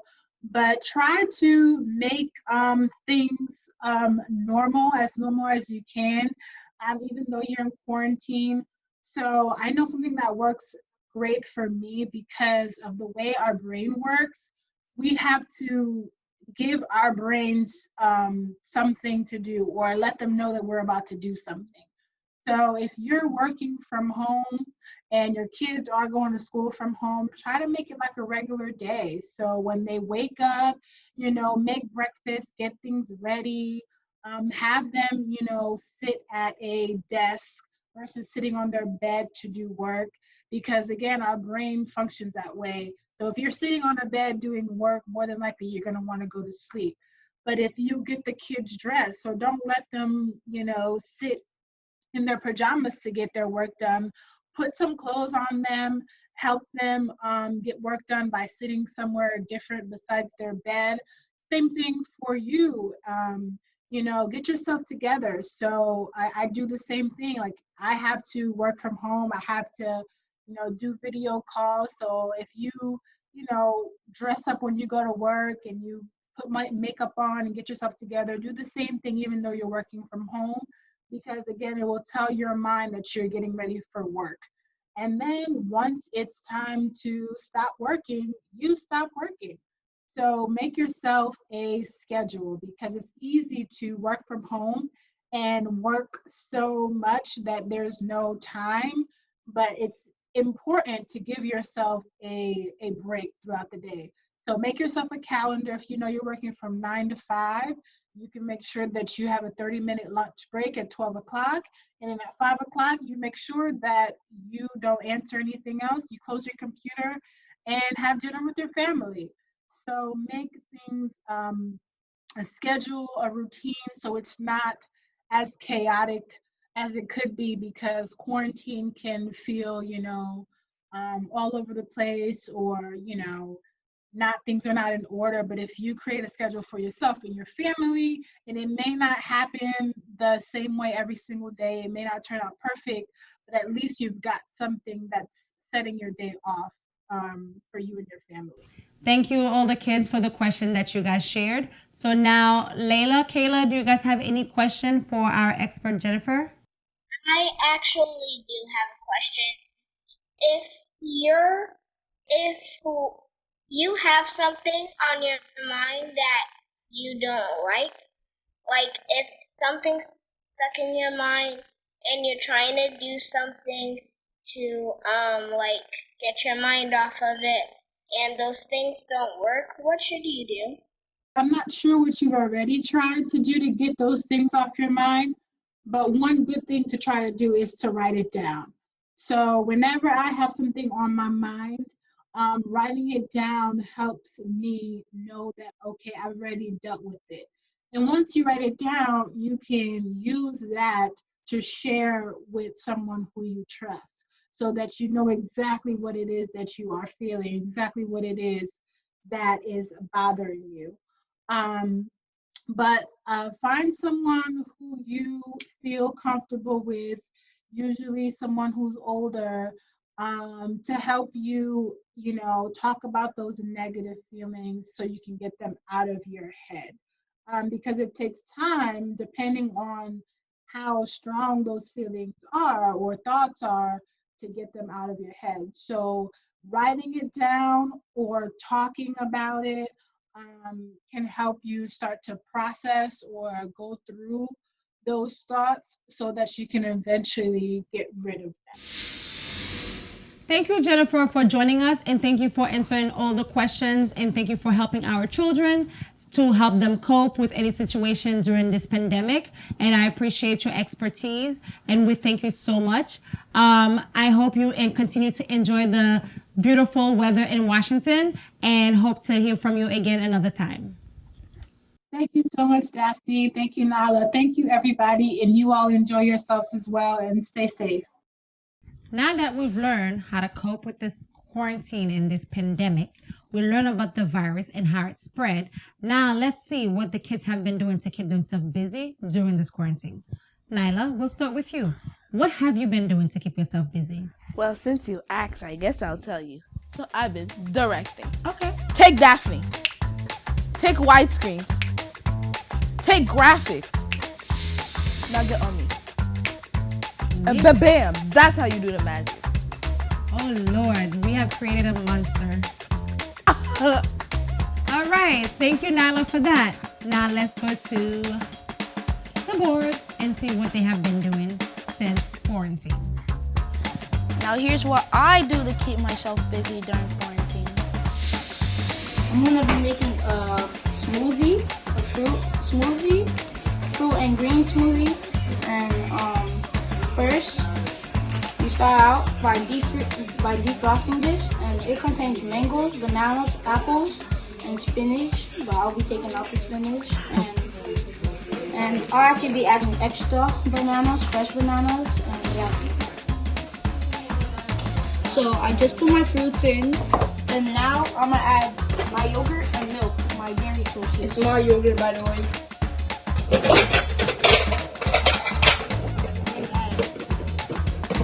Of it.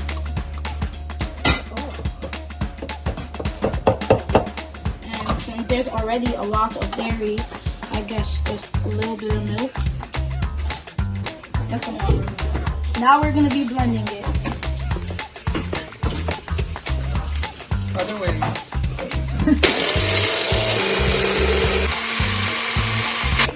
I do shake. Now we taste test it.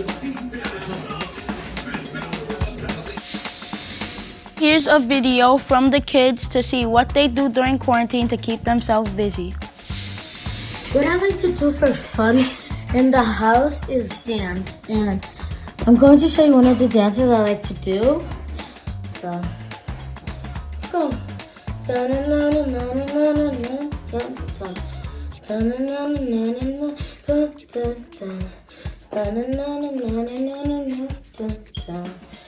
That's a dance I really like to do. It's very fun, and I just like it, and it's an easy dance, so bye guys. Sometimes we go outside, but we only have to stay inside so we can't get the coronavirus all over us. And we must please stay home, and I really miss my friends. What I like to do for fun is play on my Xbox with my friends. I text them and call them. It's just play video games and watch TV, watch YouTube, Netflix, and all the other stuff. Technically what a usual kid would do, but some kids actually read books. But I also go to my friend's house and my family members' houses just in case I want to hang out with them or see if they're safe.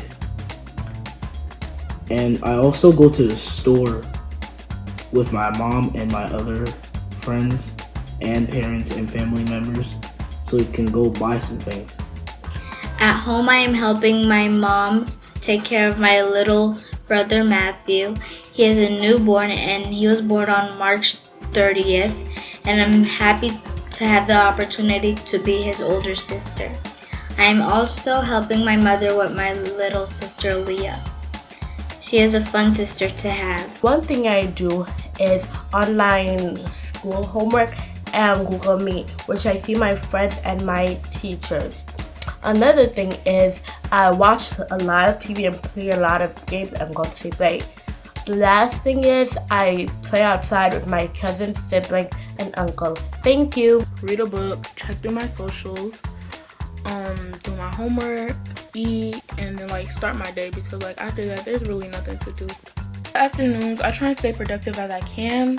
Like I would draw, practice my instrument, watch TV, like walk around the house so I don't stay glued in one place, and I would eat, read a book, like try and do whatever I can to stay as productive as possible. Around this time, like I will finish doing the rest of my homework because I really don't like doing it all at once. But like in my afternoons, like there's nothing really so special. 7, I will go to my room, practice my instrument a little bit more, go on my laptop, watch a movie or something like that, and then like read a book, finish a sketch, like anything that I didn't finish doing during the day, like I would do that around that time. I help my mom for some stuff, like if she's in the kitchen, if she needs something to eat, I can just take out the food that she needs me to take out. And if she needs something for me to drink, I can take the juice out or water. I play games and I play soccer outside. I relax and I watch TV and I have movie night and I read and go to sleep late. Everyone! During this quarantine, we think outside the box with our mom, and we are planting vegetables. So first, we have a whole bunch of vegetables. I got broccoli. Yeah, and I got tuna. And I got carrot. What you got, tuna? I don't know what to say. Turn it. That's not funny. So we have over here, we have I got my other one. parsley, and my mom, she's a very smart woman, so instead of buying the pots, she used an old container because we kind of keep the earth strong and save money. Then over here we have our peppers, like these beautiful peppers. Look at them.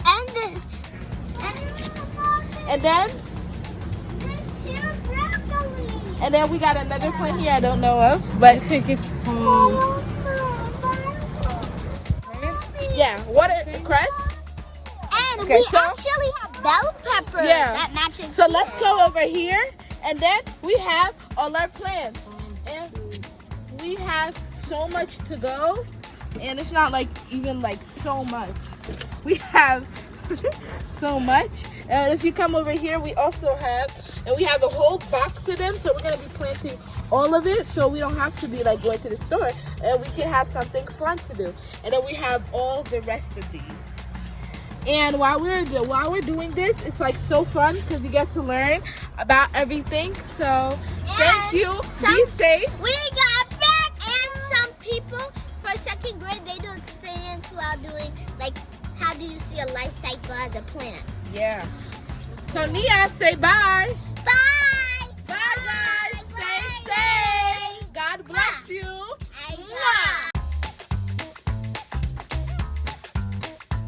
Hey guys, I'm Rich and I'm gonna show you my favorite basketball. What is it called? Sham God. Okay.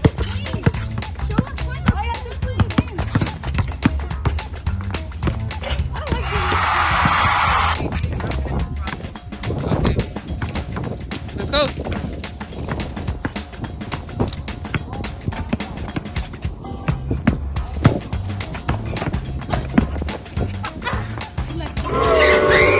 From the Promised Children, and this is Mama.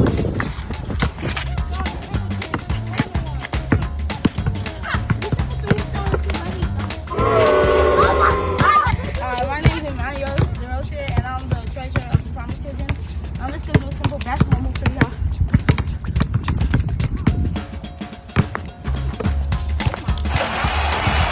Doing free time is play basketball. One thing I do on my free time is draw. As you can see, check my wall. We got all these posters here, and this is my sketch pad. I have drew Cheetos, and I got a lot more to go. And now, this quarantine, you can just try something new and do what you want, and now you just gotta wait. For quarantine, I play games and go outside and make paper airplanes. I do this, and then after that, I crease it, and then after that, I do that again, and then the same thing again, and then I fold it in half, do that. Do that to make the wings.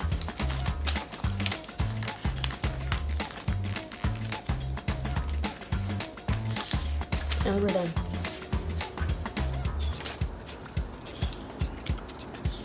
Hey guys, it's Nyla. It's Naomi. Welcome to our YouTube channel. Today we're gonna be doing the Blindfold Makeup Challenge. The way we're gonna be playing this challenge is Naomi's gonna be blindfolded for 10 minutes and she's gonna do my makeup blindfolded. Oh my gosh. And then Naomi, I'm gonna be blindfolded, and then Naomi is gonna be doing my makeup. It's gonna be crazy for 10 minutes. And then we're gonna see who's the best. Now let's get to the video.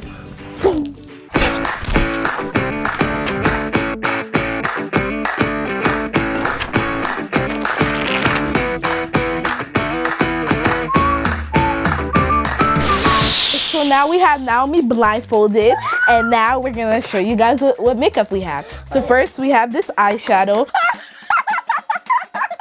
Okay, I'm done. Okay guys, so that was we have to do the review. 1, 2,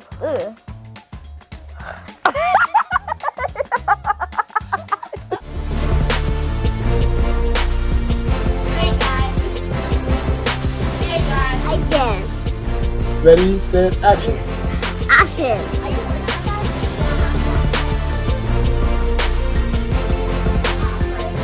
So let's get to the video. 2, 1, go!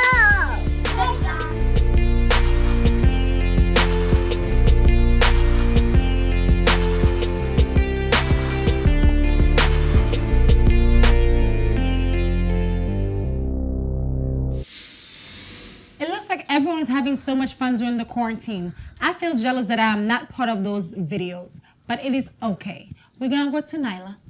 Nyla, who is the first person you're going to hug after this lockdown is over? The first person I'm going to hug after this lockdown is over is my dance teachers and my regular teachers, because they helped me move forward and I miss them so much. And what about me? I never said details. And I thought you weren't a hugger. I'm not, so you can just hug Emmanuel. No, you can keep him. Now, Layla, who is the first person you're going to hug after lockdown is over? Probably gonna hug the first person that I see. What about you, Kayla? Who's the first person you're going to hug? If we're at home and we hear the news that we can finally leave the house, I'm gonna hug my whole family. Now, Emmanuel, how about you?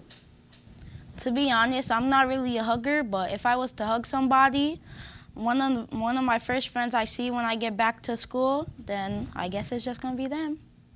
Now, my next question to you, where is the first place you want to go now that we are free and able to go anywhere? I would like to go to dance. And I also maybe want to go to the park because it brings me back so much memories and I'll be able to play again. Mm-hmm. Now, Layla, where's the first place you would like to go when everything is open? I'll probably go with my dad to Cheesecake Factory. All right. Yes. Food is always good. Now, Kayla, what about you? I would go to my friend's house and then we're gonna have a whole celebration. Nice. Now, Emmanuel, how about you? The first place I want to go after this quarantine is the mall, because I want to go to the food court and eat all the food there. We all love food, so this is the best place to go. Yep. This was a wonderful experience, and I enjoy every moment. Thank you, everyone who joined us on Facebook, Instagram, YouTube, Twitter. We have it all. And continue to follow us And if you have any question that we were not able to answer while we were live, you can always still continue to ask your questions, and we will ask our panel of experts to answer any question that you may have. We enjoy this moment, and for the kids, I truly miss you guys, and I hope that soon this pandemic will be over, we won't be in lockdown, and in all the fun that we're having by ourselves, we can have together again. And once again, thank you for joining us. So now, to take it to our last video, I hope you enjoy it. Even though this coronavirus pandemic is still around, there's still hope. Don't forget to trust in God. Believe that God can do it. Thank you. Bye.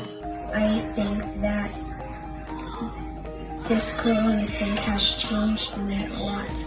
I'm praying and I'm telling myself that it's gonna be okay, and I think about the good things that are happening. Even though we don't get to go out to restaurants on Mother's Day and our birthdays, we can still celebrate them with our family that's in the house. Or we can call and communicate with other people, and we can do church online so we can see what's still happening. We don't have to lose your faith because this corona thing has gone everywhere, and don't let it take you over. Stay safe and stay strong. I just wanted to say, that we're all in this together and we can get through this together. And bye. Hi, my name is Naomi, and today I'm going to be asking Daphne, which is the host of the Children's Town Hall, a little bit of behind the scenes questions.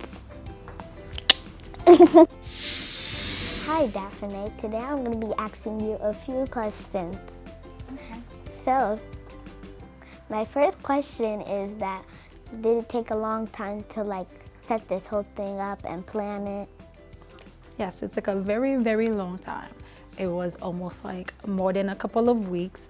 Then we have to build the stage, build the point of view board, and then having everyone to get ready. So it did take a very long time. Okay. Second question is that, was it a hard time to get the kids to make their videos? Honestly, it was extremely hard, including you, young lady. You did not send yours until Saturday morning, and it was due the week prior. So you are one of them. Okay, don't blame me. It was my sister and dad. How did you guys get Elliot and Lucy on the show? Elliot and Lucy hijacked the show, but it was worth every moment. They were funny, and we love them. Okay. Hope they come back next time. Why did you have the kids, other kids from states? Why did you have them come here? Because I wanted the children of the Promise to fellowship with other children so they can see what it's like and how to interact with other kids.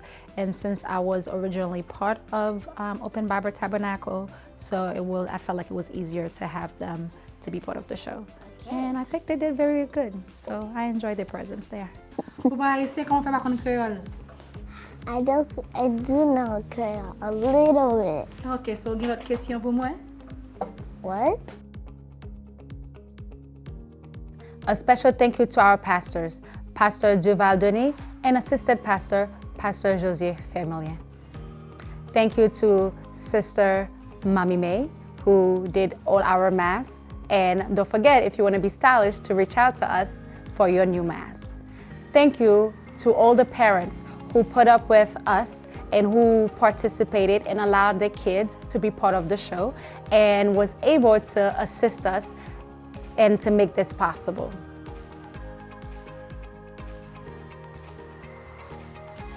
Thank you to everyone who participated on our show. We would like to say a special thank you to our team in Georgia, especially Sister Sheila, who was able to get everyone to participate. We would like to say thank you to Shama, Kayoni, Samaya, and as well as Kelsey. A special thank you to Layla, our host from Georgia. It was very nice to meet you and very nice to have you on our show. We would like to thank our guest, Kayla, who also participated from our show. We had Emmanuel. I would like to thank Nyla. So to thank our special guests, thank you to Dr. Carl, thank you to Anathel, thank you to Jennifer, and thank you to Sister Judith. Thank you to our staff behind the scene, Sister Rose, Sister Wilman, Brother Sam, Brother Tony, Brother Rodney, Brother Narcisus, Brother Jackson.